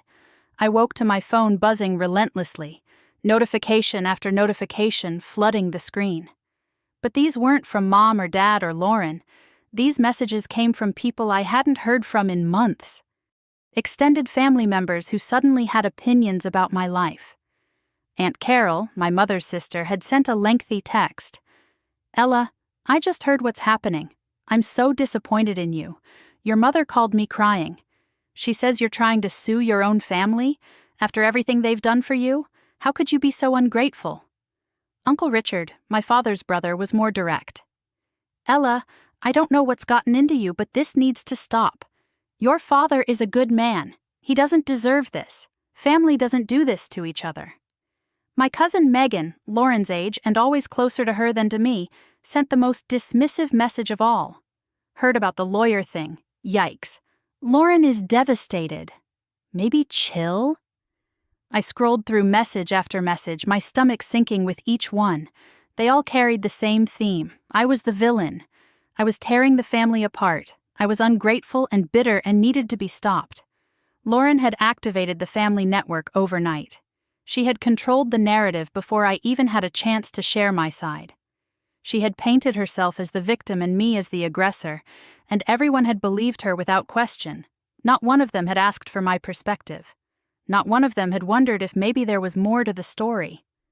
They had simply accepted Lauren's version as truth because she was the likable one, the charming one, the sister who had always known how to work a room. I set down my phone with trembling hands. This was only the beginning. Aunt Carol called around 2 in the afternoon, and I made the mistake of answering. Maybe I thought I could explain. Maybe I hoped that if she just heard the facts, she would understand.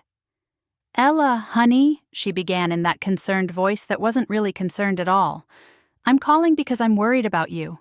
Your mother says you've been acting erratically since the divorce. She thinks you might need help, professional help. The implication was clear. They were trying to paint me as mentally unstable." "Aunt Carol, that's not what's happening. They stole money from me. Grandpa sent $85,000 for a car and they gave it to Lauren instead." "Stole?" "Honey, your parents don't steal. They're family." I tried again, fighting to keep my voice steady. "Mom and Dad took a gift that Grandpa specifically designated for me and redirected it to Lauren. I have proof. Bank records, emails, everything. I'm sure there's been a misunderstanding." She sounded exactly like my mother, that same dismissive tone. "Families share resources, that's what we do. This wasn't sharing. This was theft. For 10 years, they've been intercepting gifts Grandpa sent me." "You've always been so intense, Ella, even as a child." Her voice dripped with false sympathy. "Maybe you're misremembering things. Your grandfather is getting older. Maybe he's confused about what he sent and when." The gaslighting was so blatant, I almost laughed.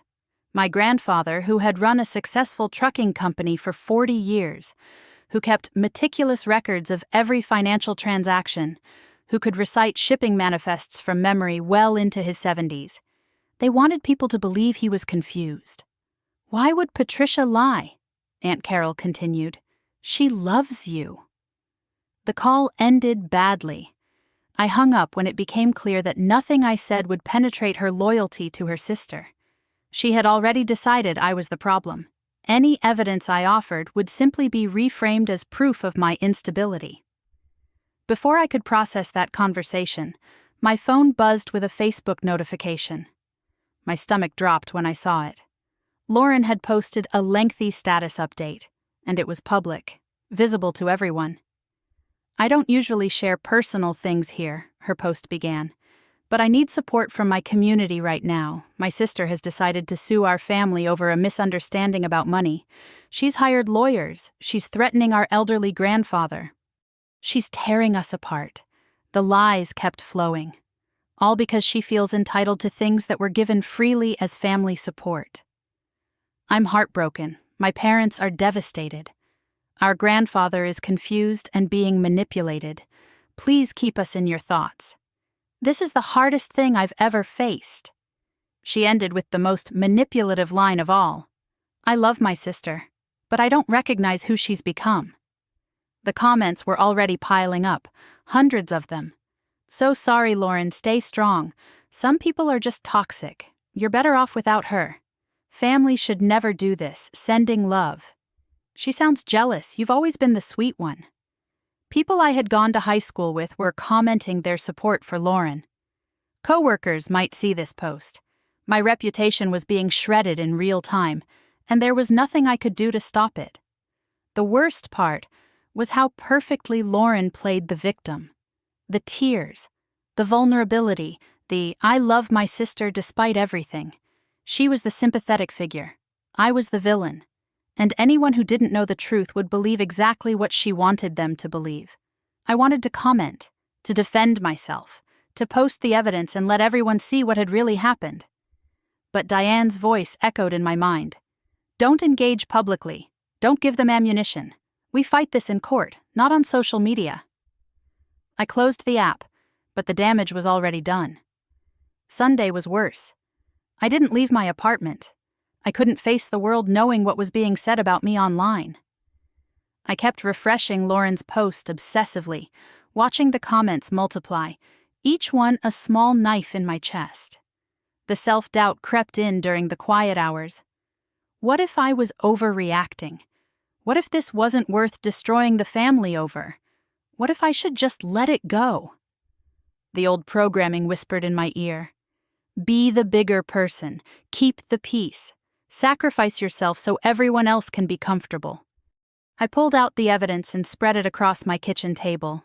The bank transfers, the text messages, the loan documents, $150,000, 10 years of systematic theft. It wasn't a misunderstanding. It wasn't a family disagreement.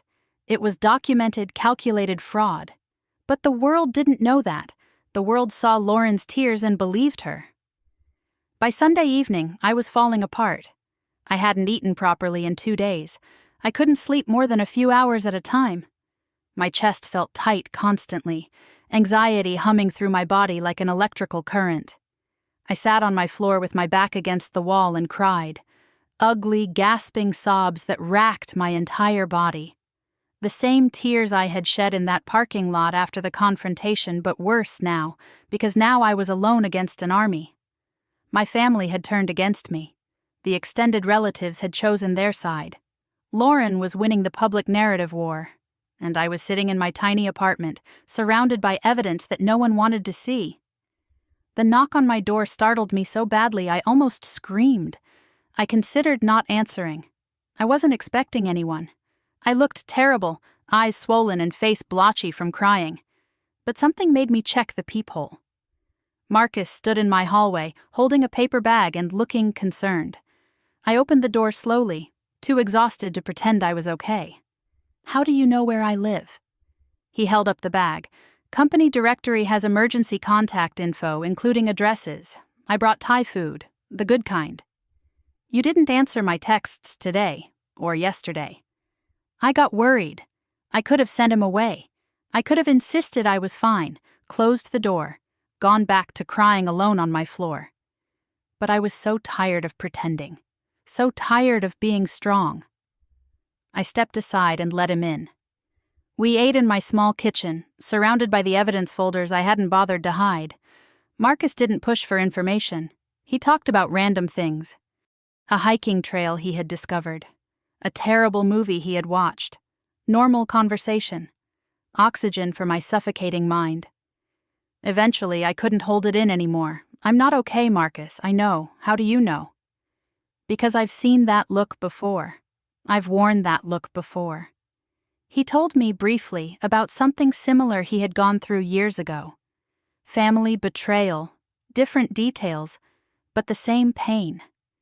People he thought he could trust who turned out to be strangers. He had learned the hard way that chosen family mattered more than blood. Something about his quiet understanding unlocked the floodgates. I told him everything.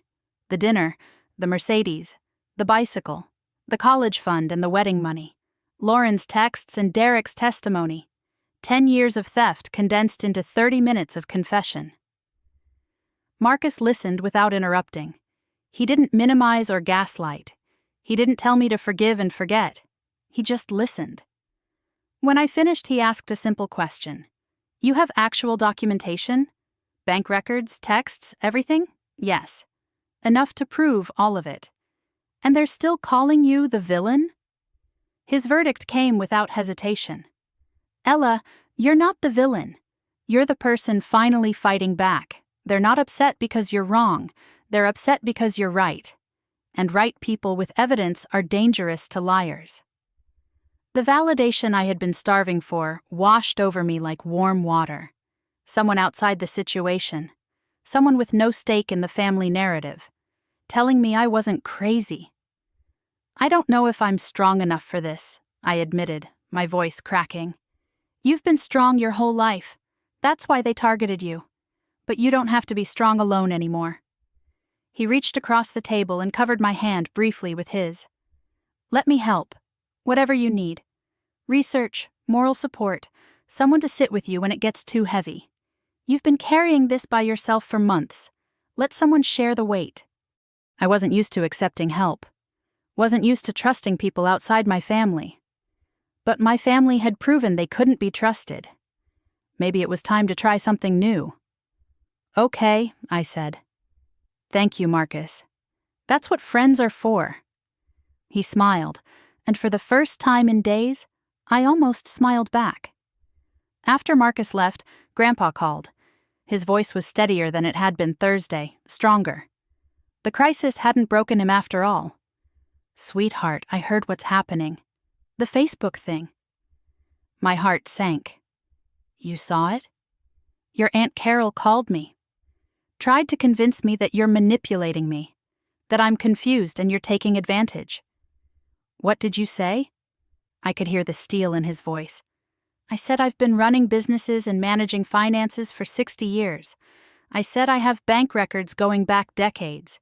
I said if anyone thinks I'm confused, they can review my accounting. And I said my granddaughter is the only person in this family who has told me the truth. Thank you, Grandpa. Don't thank me. I should have seen this years ago. His tone softened. Ella, don't let them make you doubt yourself. They're loud because they're scared. The truth doesn't change just because they yell louder. We have the evidence. We have each other. And we're not backing down. His certainty anchored me. Grandpa believed me. Derek believed me. Marcus believed me. Diane believed me. The people who had actually seen the evidence all knew I was telling the truth. Only the people protecting Lauren questioned my sanity. Before hanging up, Grandpa added one more thing. Derek called me tonight. He said your parents and Lauren had an emergency meeting yesterday. They're planning something. He doesn't know what yet, but he said to be ready. I texted Derek immediately after the call ended. Grandpa said you called him about a family meeting? His reply came quickly. Yeah, they met at your parents' house. I wasn't invited. Lauren came back to the hotel to get some of her things. She said they've hired their own lawyer, someone expensive. She said they're not paying anything. They're going to fight. The escalation I had expected was here. They weren't backing down. They weren't negotiating. They were hiring attorneys and preparing for war. I forwarded the texts to Diane and added a note. They're lawyering up. What should I expect? Her reply came quickly. Expected. Don't worry. We anticipated this. Their lawyer will send a response to our demand letter, probably within the next day or two. It will likely reject our demands and make counter-accusations. That's when the real fight begins. Monday morning, I was at my desk trying to focus on a client report when the email arrived. From Diane. Subject line, urgent, family's legal response received. I opened it with shaking hands. Diane had forwarded the letter from my family's attorney, a prestigious firm in downtown Portland, the kind with names like Partners and Associates and marble floors. The header alone was intimidating. Their position was exactly what Lauren had threatened. The Richardson family categorically denies all allegations of theft, fraud, or misappropriation.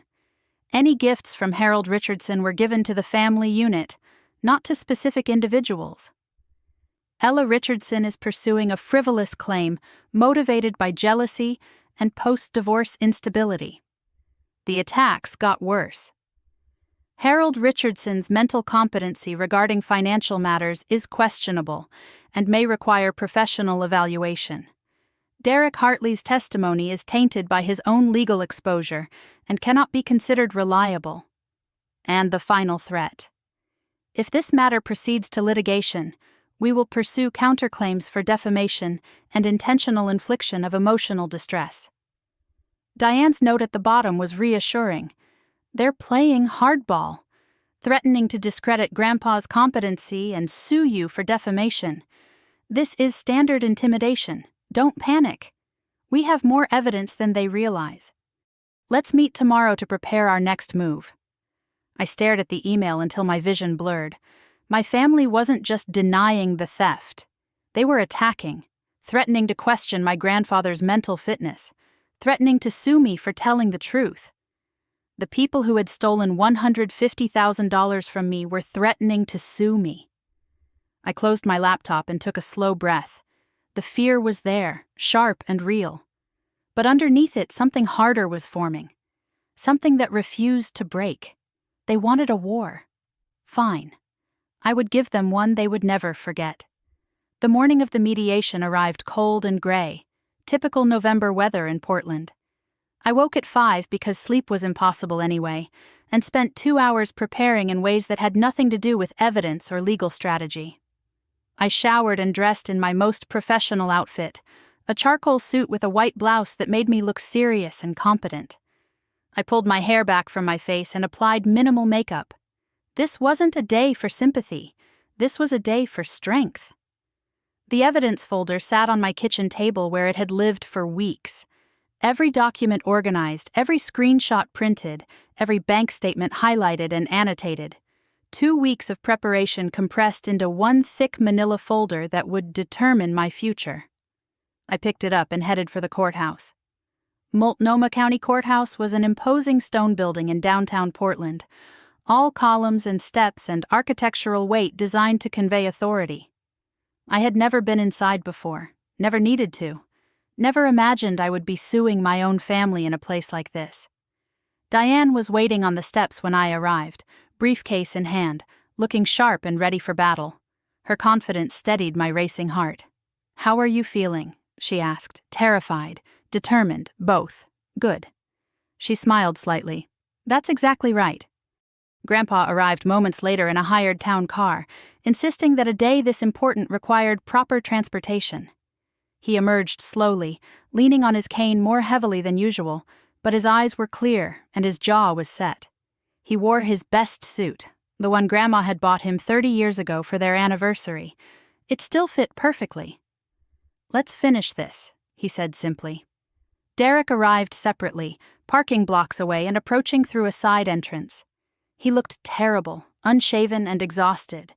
But he had come. He had chosen truth over his marriage, honesty over comfort. Whatever else happened today, that meant something. We entered the courthouse together, passed through security, and climbed the stairs to Mediation Room 3B on the second floor. And that's when I saw them. Mom, Dad, and Lauren were entering through a side door with their attorney, a silver-haired man in an expensive suit who radiated the particular confidence of someone who charged $500 an hour. Lauren looked up, and our eyes met across the lobby. No tears this time, no pleading or pretense, just cold calculation meeting cold determination. Two sisters who had become enemies, preparing to fight over the wreckage of a family that had never been what it seemed. The mediation room was large and institutional, with a mahogany conference table long enough for 12 people and windows overlooking the courthouse square. Water pitchers sat precisely arranged on the table, crystal glasses catching the gray morning light. The mediator's chair waited empty at the head of the table. We took our positions like soldiers claiming territory. My side, Diane, me, Grandpa.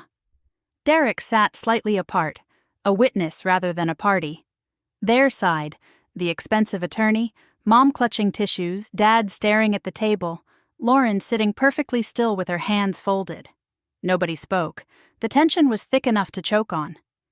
The mediator entered precisely on time. Judge Patricia Okonkwo, retired, appointed by the court to oversee this disaster.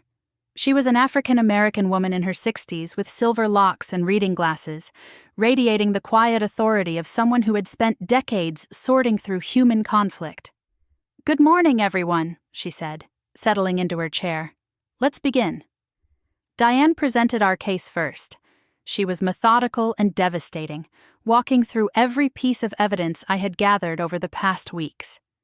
"Your Honor, my client Ella Richardson is seeking recovery of $150,500 in documented gifts that were systematically diverted from her over a period of 10 years. These weren't family misunderstandings. These were calculated, premeditated thefts." She laid out the exhibits one by one. The Mercedes, Grandpa's email requesting the car purchase, the bank transfer of $85,000, the DMV registration showing the vehicle in Lauren's name, the bill of sale proving they had sold it, the loan documents showing they had borrowed $30,000 against it before the sale. The college fund, a check for $20,000 that I never saw a penny of while I worked 2 jobs and accumulated $40,000 in student loans.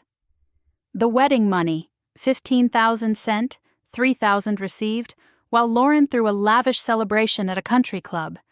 And the pattern of communication, years of text messages between Lauren and Mom, planning the diversions, celebrating their success, discussing how to keep me ignorant. The room shifted as Diane spoke. Judge Okonkwo's expression grew increasingly grave. The family's attorney was scribbling furiously, his confidence visibly wavering. Mom had started crying silently, dabbing at her eyes with tissue after tissue. Dad's face had gone gray. Diane concluded with words that echoed through the room. "Your Honor, we have bank records. We have communications. We have a sworn witness willing to testify. This isn't speculation. This is documented financial fraud against my client. We are requesting full restitution of $150,500 plus interest." Judge Okonkwo turned to the family's side of the table. "Mr. Webb, your client's response?" The attorney cleared his throat, preparing to deliver the counterattack they had planned. But before he could speak, something unexpected happened. Dad's chair scraped back against the floor as he stood abruptly. "I need to say something." His attorney grabbed his arm. "Robert, I advise against speaking without consultation." Dad shook him off. "I don't care what you advise. I'm done." Mom's voice rose in panic. "Robert, sit down." "Patricia, no. Not this time." Dad met her eyes across the table, and something passed between them, decades of marriage compressed into a single look. Something has broken inside him. "I'm done lying." He turned to face the room, and when he spoke, his voice was tired and defeated and finally, devastatingly honest. "Everything Ella's lawyer said is true." The words fell like bombs. Mom sobbed louder. Lauren's composure shattered. The family's attorney dropped his pen. "The money for the Mercedes was meant for Ella," Dad continued. "We gave it to Lauren. The college fund was meant for Ella. Patricia redirected it. The wedding money was meant for Ella. I cashed the check myself and kept most of it." He took a shaky breath. "We told ourselves it was for the family, that we were just helping the daughter who needed it more. But we were lying. We were lying to my father. We were lying to Ella. We were lying to ourselves." Then he turned and looked directly at me, and I saw something in his eyes I had never seen before. Raw, unguarded shame. "I watched you struggle, Ella. I watched you work 2 jobs and ride that bicycle and live in that tiny apartment. And I knew. I knew we had taken your money. I told myself you were strong, that you'd be fine without it. But that was just an excuse, a coward's excuse for robbing my own daughter." His voice cracked. "I'm sorry, Ella. I'm so sorry." Lauren erupted from her seat. "Dad, stop! What are you doing? You're destroying us." "I'm telling the truth, Lauren. Something this family should have done years ago. You're ruining everything." Dad's voice hardened. "No, we ruined everything. when we decided Ella didn't matter. Mom was sobbing openly now, clutching the table edge like she might collapse. "Robert, please, we can still fix this. We can still make it right." "There's nothing to fix, Patricia. There's only what we owe." Judge Okonkwo held up her hand for silence. The room stilled instantly. She looked at the family's attorney with an expression that left no room for argument. "Mr. Webb, given your client's statement, do you wish to continue contesting these claims?" The attorney conferred quickly with Mom and Lauren. I could hear the frantic whispers, the panic in their voices. Lauren was hissing at her mother to do something, anything. Mom just kept crying and shaking her head. Finally, Webb stood, looking like a man whose entire strategy had just collapsed. "Your Honor, in light of these new developments, my clients request a brief recess to discuss revised positions." Denied. Judge Okonkwo's voice was firm. "We're settling this today." The family's defense was in ruins. Dad had physically separated himself from their side, moving to an empty chair in the corner of the room. He was no longer part of their team. The united front they had presented for weeks had shattered publicly and irreparably. Lauren made one last, desperate attempt. "This is insane, Ella. We're sisters. How can you do this to your own family?" "I'm not doing anything," I replied, surprised by the steadiness of my own voice. "I'm just stopping what you've been doing for 10 years. I was desperate. You don't understand what it's like to be me. I understand perfectly. You decided I didn't deserve what was mine. You decided that every time. And Mom and Dad helped you." Mom reached toward me with trembling hands. "Sweetheart, please, we love you." I looked at her. This woman who had raised me, who had kissed my scraped knees and made my birthday cakes and told me she was proud of me. This woman who had also stolen from me for a decade, who had watched me struggle and done nothing, who had lied to my grandfather and used his love as a personal ATM. "You have a strange way of showing it," I said. Judge Okonkwo brought us back to the matter at hand. "Given the evidence and Mr. Richardson's statement, I strongly recommend your clients accept a settlement. Otherwise, this will proceed to trial. And based on what I've seen today, the outcome will not be in your favor." Diane presented the terms. Full restitution, $150,500.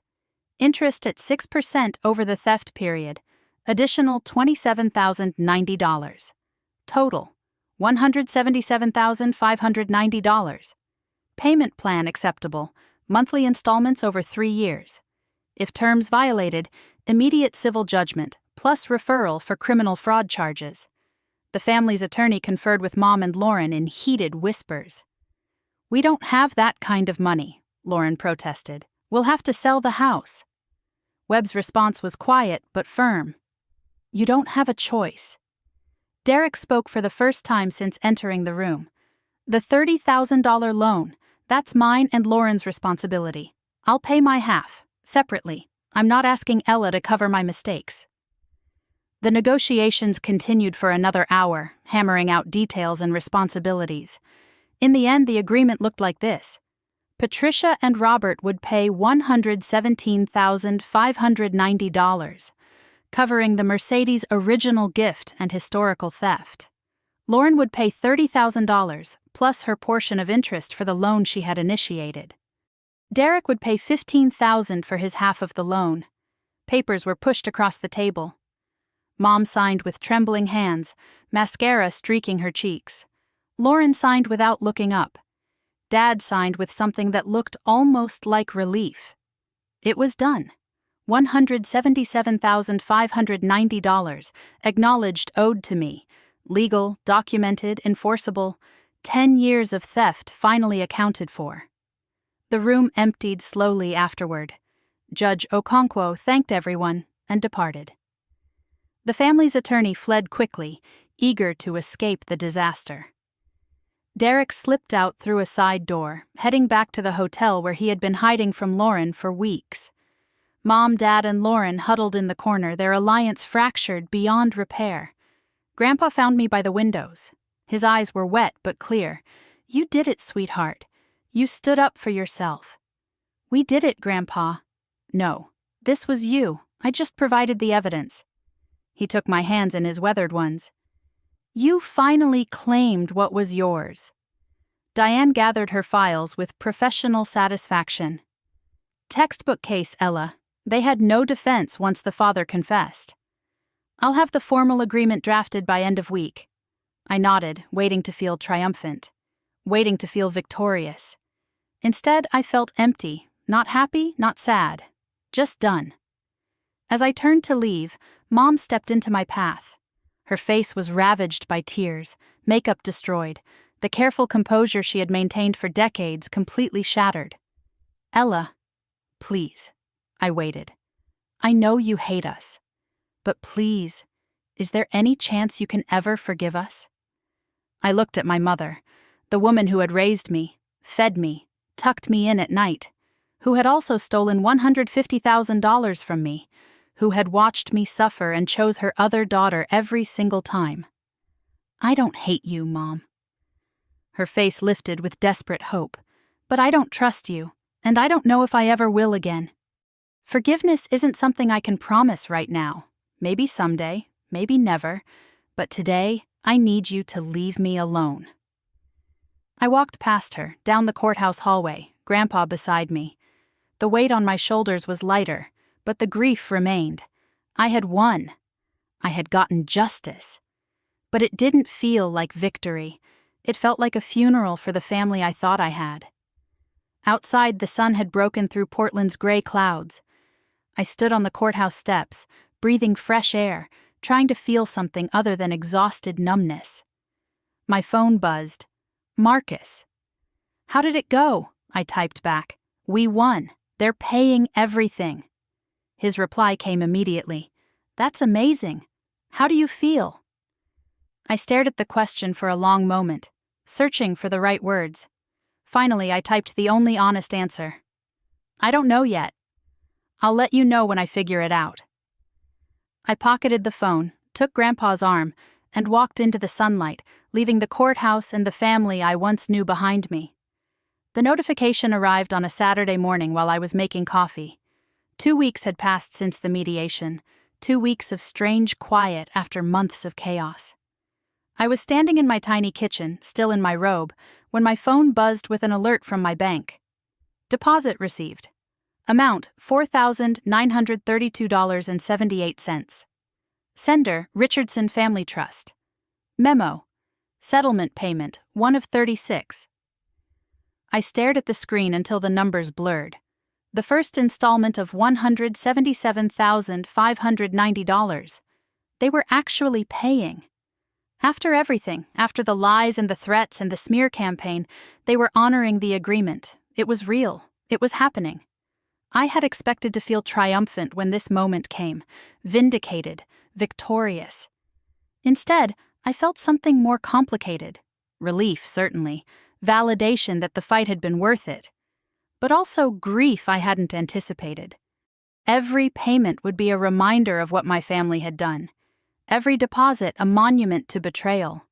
I set down my coffee and sat at my kitchen table, the same table that had been covered with evidence folders for weeks. The folders were filed away now, stored in a closet where I didn't have to look at them every day. The surface was clean and empty, waiting for a new chapter. My phone buzzed again. A text from Grandpa. Did you receive it? I typed back slowly. Yes. It's real. His reply came immediately. It was always real. They just finally admitted it. I drove to Lake Oswego later that morning to see him in person. The settlement felt too significant for a phone conversation. The road was familiar now, every turn carrying memories both old and new. The coffee shop where Grandpa used to buy me hot chocolate. The park where he taught me to ride a bike. The neighborhood where his house sat waiting, unchanged through all the chaos. But when I pulled into his driveway, something felt different. The porch light was off. The newspapers were collected. The garden looked tended. Grandpa emerged onto the porch before I even parked, and he looked better than he had in weeks. Color in his cheeks, steadiness in his step, something had shifted. He pulled me into a hug the moment I reached him. How does it feel, sweetheart? Complicated. He released me and studied my face with knowing eyes. It should feel complicated. This was never just about money. Inside, we sat in his living room with fresh tea, and I told him about the deposit notification, about seeing that number in my account and feeling everything and nothing at the same time. About the strange emptiness that had settled over me since the mediation. Grandpa listened without interrupting, nodding occasionally, letting me work through my own thoughts out loud. When I finished, he set down his teacup. "There's something I need to tell you. Your father called me yesterday. I went very still." "What did he say?" "He apologized. To me, specifically. For using my money, for lying, for all of it. He asked if I could ever forgive him." The news hit me strangely. Dad had broken from the family at the mediation. He had confessed everything publicly, destroying whatever alliance remained between him and Mom and Lauren. But I hadn't known he was reaching out to Grandpa separately. "I told him forgiveness would take time," Grandpa continued. "I told him actions matter more than words now." He said he understood. He paused, watching my reaction carefully. "He also asked about you, wanted to know if you'd be willing to talk to him, separately from your mother and Lauren, just the two of you." The request hung in the air between us. Dad wanted to rebuild, not as part of the family unit that had wronged me, but as an individual acknowledging his individual guilt. "I don't know if I'm ready for that," I said slowly. "You don't have to decide now, but I thought you should know he's trying. He broke something at that mediation, Ella. He knows that. The question is whether he's willing to help rebuild it." I considered what Grandpa was telling me. Dad had lost his marriage because he chose truth. He and Mom were separated now, heading toward divorce.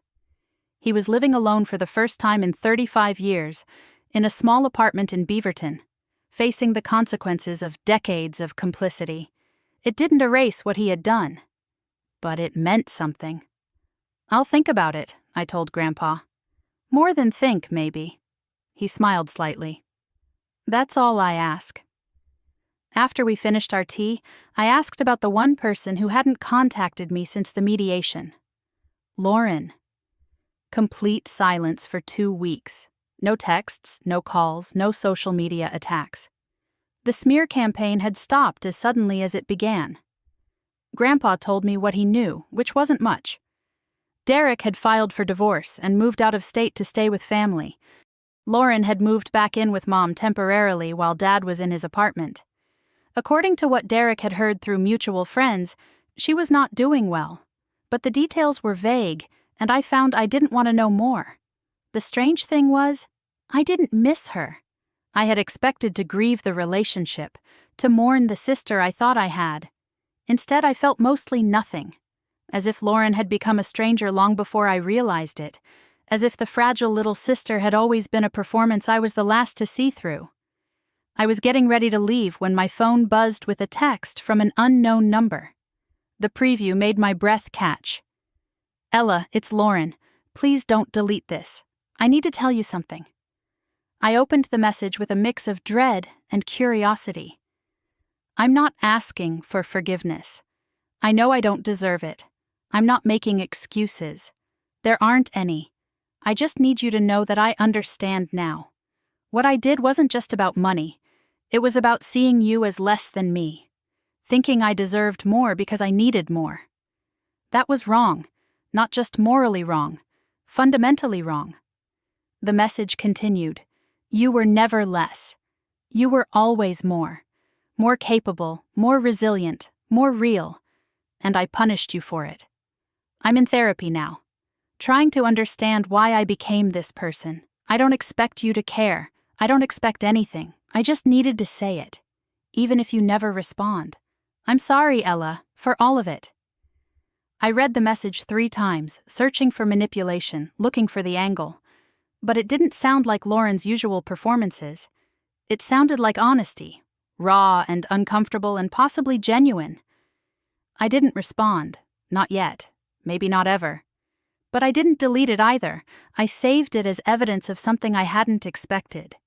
The possibility that Lauren might actually be capable of change.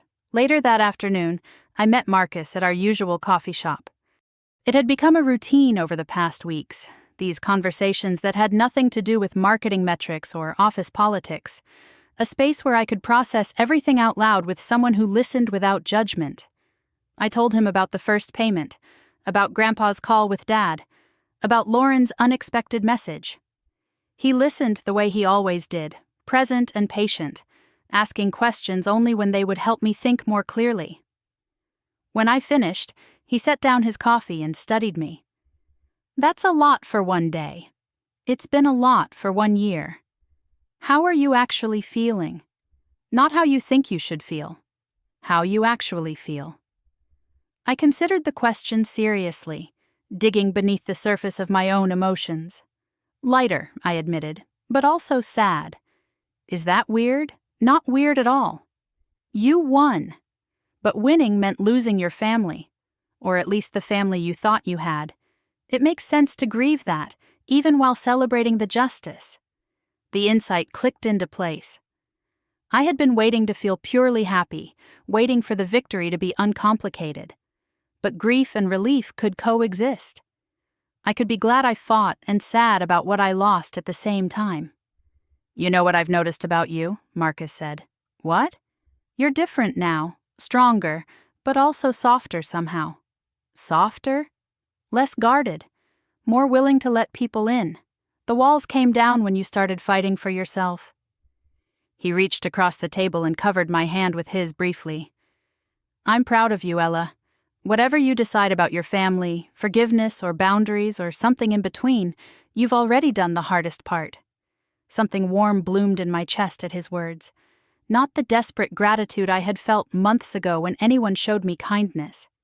Something calmer, more certain. The recognition that I had found someone worthy of trust. That evening, Grandpa asked me to come by for dinner. He said he had something to give me, something that couldn't wait. His voice on the phone had carried a weight that made me curious and slightly nervous. The house felt different when I arrived, warmer than it had been during the crisis. Grandpa had been cooking again, the smell of roast chicken filling the kitchen. The newspapers were always collected now. The garden was recovering. He was healing too. After we ate, he led me to the living room and pulled out an envelope. "This isn't about the settlement," he said. "This is something separate, something I should have done years ago." He opened the envelope and removed something small and glittering. A gold necklace with a delicate sapphire pendant. Grandma's birthstone. I recognized it immediately from photographs. She had worn it in almost every picture I had ever seen of her. "When your grandmother died," Grandpa explained, "she left instructions about her jewelry. Most went to your mother. But this was specifically for you. She wanted you to have it when you turned 30. My 30th birthday had been 3 years ago. I had received a card from my parents and nothing else. Your mother was supposed to give this to you," Grandpa continued. "She told me she did. But after everything that happened, I asked her directly. She admitted she gave it to Lauren instead, said Lauren appreciated jewelry more. Another theft, another redirection, but also a recovery, a restoration, something of Grandma's finally in my hands." I held the necklace carefully, the sapphire catching the lamplight. It was beautiful, delicate and precious and meant for me. "Your grandmother loved you, Ella. She saw you." Grandpa's voice was thick with emotion. "She told me once that girl is going to fight for herself someday." She was right. I clasped the necklace around my neck, feeling the cool weight of the pendant against my skin. A piece of the woman who had believed in me before anyone else. A connection that had been stolen and was now returned. I drove home as the sun set, touching the sapphire at my throat every few minutes to remind myself it was real. My tiny apartment waited for me, 400 square feet that had been my survival shelter for almost a year. But as I walked through the door, I saw it with new eyes. This place had served its purpose. It had been affordable when affordable was all that mattered, but I didn't have to settle anymore. The settlement payments would continue for 3 years. I could afford something bigger, something chosen instead of survived. I looked at the bicycle leaning against the wall by the door, the rusty 10-speed that had started everything. For months I had been unable to touch it, unable to throw it away. It was evidence, a reminder, a wound. But I didn't need reminders anymore. I had the legal documents, I had the settlement agreement, I had the truth, acknowledged and compensated. Tomorrow, I decided. Tomorrow I would donate the bicycle to someone who actually needed it. I would start looking for a new apartment. I would begin building a life that was chosen, not endured. My phone buzzed with one more message. From Dad this time. Direct, not through Grandpa. Ella, I know I don't deserve it, but I'd like to see you. Just to talk. Coffee or a walk, whatever you're comfortable with. Whenever you're ready. If you're ever ready. I'll wait. I read it twice. No pressure, no demands, no manipulation, just a father asking for a chance. The father who had broken ranks and told the truth. Who had apologized publicly and was now paying the price privately. I didn't respond tonight, but I didn't delete it. I saved it next to Lauren's message. 2 olive branches from the wreckage of my family. Before bed, I touched the sapphire pendant one more time. Grandma's necklace, Grandpa's belief, my own strength. Maybe forgiveness was possible. Someday. Maybe some relationships could be rebuilt on honest foundations instead of lies. But first, I needed to build myself. A new home, a new life, a new story. One where I wasn't the forgotten daughter. One where I was the woman who refused to be forgotten. I turned off the light and lay in the darkness, thinking about tomorrow. Apartment hunting, bicycle donation, maybe even car shopping, something modest, but mine. The future wasn't scary anymore, it was open, and for the first time in 30 years, it belonged entirely to me. 3 months had passed since the mediation, and I woke on a February Saturday to sunlight streaming through tall windows I had chosen myself. My new apartment in Portland's Pearl District was nothing like the cramped studio I had survived in for almost a year. 1,100 square feet of space with exposed brick walls and a kitchen large enough to actually cook in. 2 bedrooms, one of which I had converted into a home office. Art on the walls, prints I had loved for years, but never been able to frame properly. Furniture I had selected, not salvaged from thrift stores out of necessity. The evidence folders were gone from my kitchen table, filed away in a closet no longer needed for daily reference. The surface held only a coffee maker and a small vase of flowers I had bought myself the week before. Just because I could. Just because I deserved something beautiful. I made coffee and stood at my window, looking out over the city as it woke beneath a pale winter sky. February in Portland meant the world was still gray, but there were hints of spring coming. Crocuses pushing through the soil in the park across the street. Days getting incrementally longer, the heaviness of winter beginning to lift. The bicycle was gone. I had donated it to a homeless shelter 2 months ago, watching them wheel it away with a sense of relief I hadn't expected. That chapter was closed. The rusty 10-speed that had carried me through months of struggle, the decoy gift that had hidden a theft of $85,000, was now serving someone who actually needed it. I touched the sapphire pendant at my throat, as I did every morning now. Grandma's necklace, finally where it belonged. A connection to love that had never been stolen, just delayed. My phone buzzed with a calendar reminder. 11 a.m., car pickup. I smiled at the notification and went to get dressed. The dealership was not Mercedes. I had considered it briefly, then decided against. Too many associations, too much baggage. Instead, I had chosen Honda. Practical, reliable. A car I had researched and selected entirely on my own terms. The salesman, young and eager and probably working on commission, tried to upsell me to a luxury package with leather seats and a premium sound system. I declined with a smile that felt foreign on my face. I know exactly what I need, I told him, and I meant it. The Honda Accord was deep blue, current year model, 4 doors with excellent safety ratings. Not flashy, not a statement piece, just a solid, dependable vehicle that would take me where I needed to go. I signed my name on the title and felt something shift in my chest. Ella Richardson. No intermediaries, no family trust, No one else's name, just mine. The keys were cold metal warming in my palm as I walked to the car. I remembered the dinner that had started everything, the bicycle, Grandpa's confusion, the revelation that had shattered my world. Now I was driving off a lot in a car I had chosen, bought with money I had fought for, going wherever I wanted. Tears pricked my eyes as I adjusted the mirrors. Not from sadness, from the overwhelming rightness of it all. I drove to Lake Oswego with the windows cracked despite the February chill, letting cold air fill my lungs. Grandpa wanted to see the car. He wanted to celebrate this moment, and I wanted him to be my first passenger. He was waiting on the porch when I pulled into his driveway, leaning on his cane but grinning like a child on Christmas morning. He walked around the car slowly, inspecting every detail, running his weathered hand along the hood. "Blue," he said. "Your grandmother's favorite color." "I know." He settled into the passenger seat with a contented sigh, and we drove around Lake Oswego together, windows still cracked, February sunlight pale but warming. He pointed out landmarks from his life. The park where he had proposed to Grandma 60 years ago. The hospital where my father had been born. The coffee shop where they used to meet for lunch every Wednesday until she got too sick. "How does it feel?" he asked as I navigated familiar streets. "Like freedom. Like I'm finally moving forward instead of just surviving. That's exactly what it should feel like." He patted my arm with a hand that shook slightly but held warmth and certainty. "I'm proud of you, sweetheart. So proud."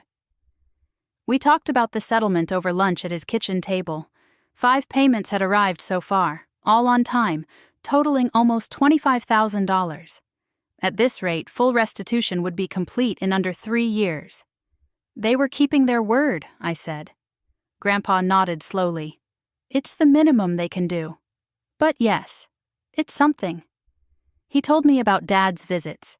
They had been seeing each other weekly since the mediation, sitting on the porch and talking about everything and nothing. Mostly Dad apologized. Sometimes they just drank coffee and watched birds. "He's trying," Grandpa said, "really trying. I know, he's been texting me, asking if we can meet." "And will you?" I hesitated, the familiar conflict churning in my stomach. Dad had lost so much because he chose truth at the mediation. His marriage was effectively over. He was living alone for the first time in decades. He had broken from Mom and Lauren to stand with honesty, and that had cost him everything.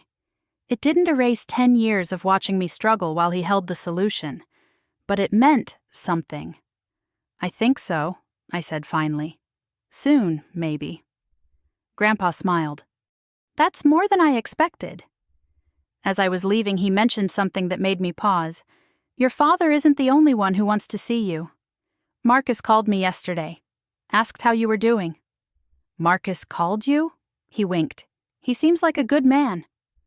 "Don't let him wait too long." I met Marcus at our usual coffee shop that afternoon, the small independent place that had become our neutral ground over the past months. We ordered our usual drinks and settled into our usual booth, but something felt different today. There was an electricity I hadn't noticed before, or maybe hadn't been ready to feel.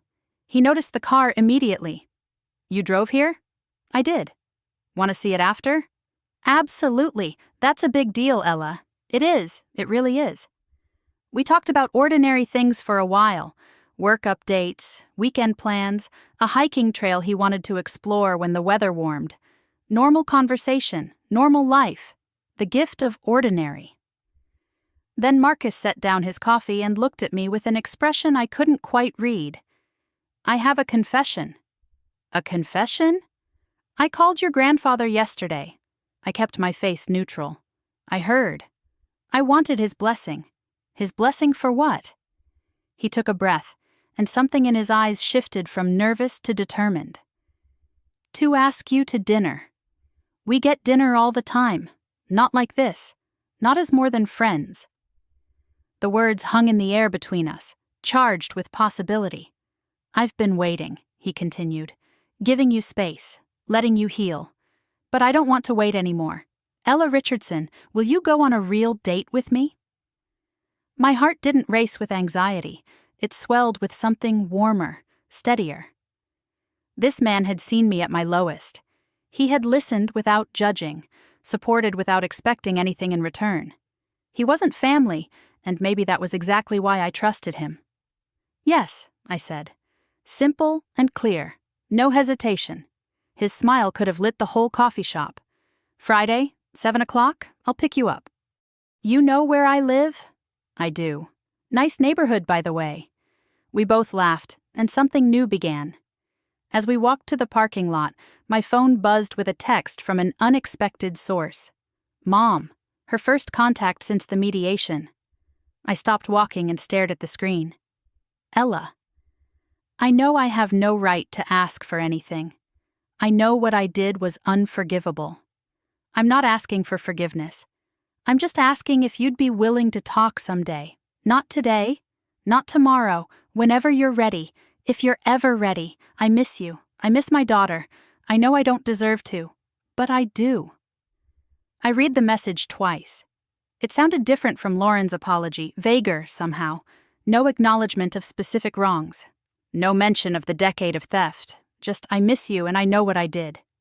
Safe words that admitted guilt without details.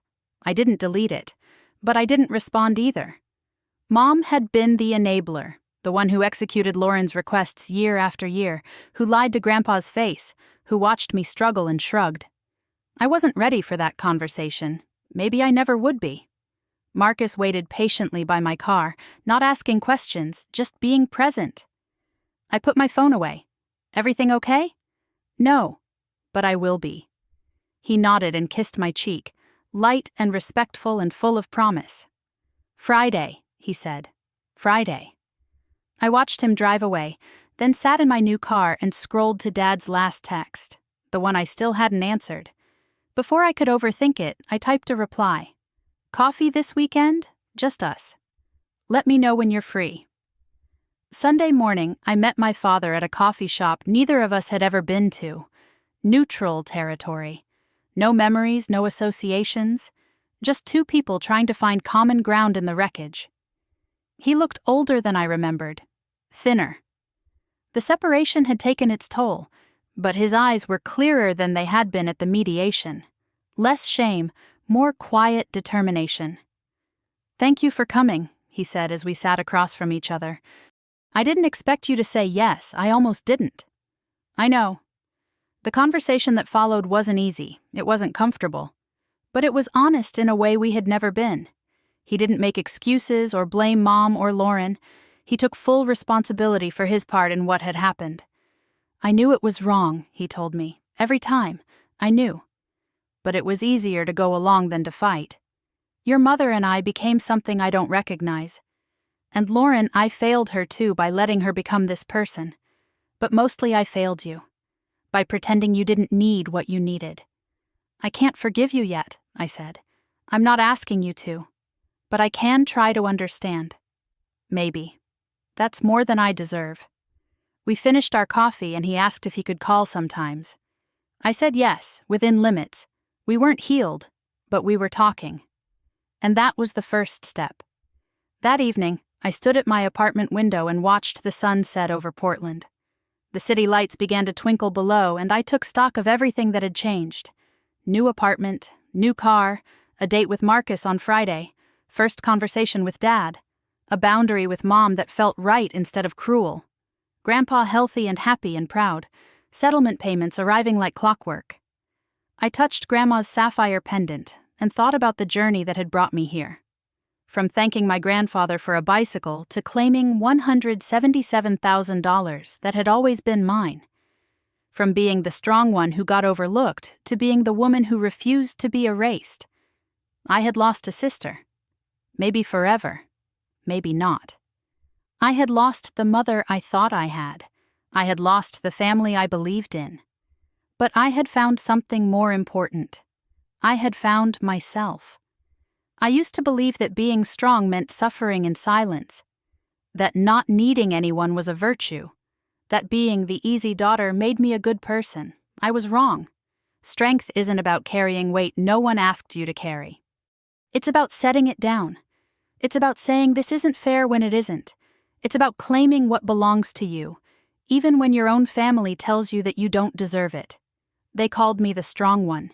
They used it as an excuse to overlook me, to steal from me, to choose someone else every single time. But they were right about one thing. I am strong. Strong enough to uncover the truth, strong enough to fight for justice, strong enough to rebuild my life from nothing, and strong enough to walk away from people who only loved me when I made their lives easier. If you're listening to this story and something resonates, if you've ever been the one who was overlooked, the one who was told you could handle it, the one whose needs were invisible, I want you to know something. You deserve more than being strong for everyone else. Sometimes being strong means being strong for yourself. It means drawing lines, demanding respect, walking away from people who only take. That's not selfish. That's survival. That's self-worth. That's justice. If this story touched you, I'd love to hear from you.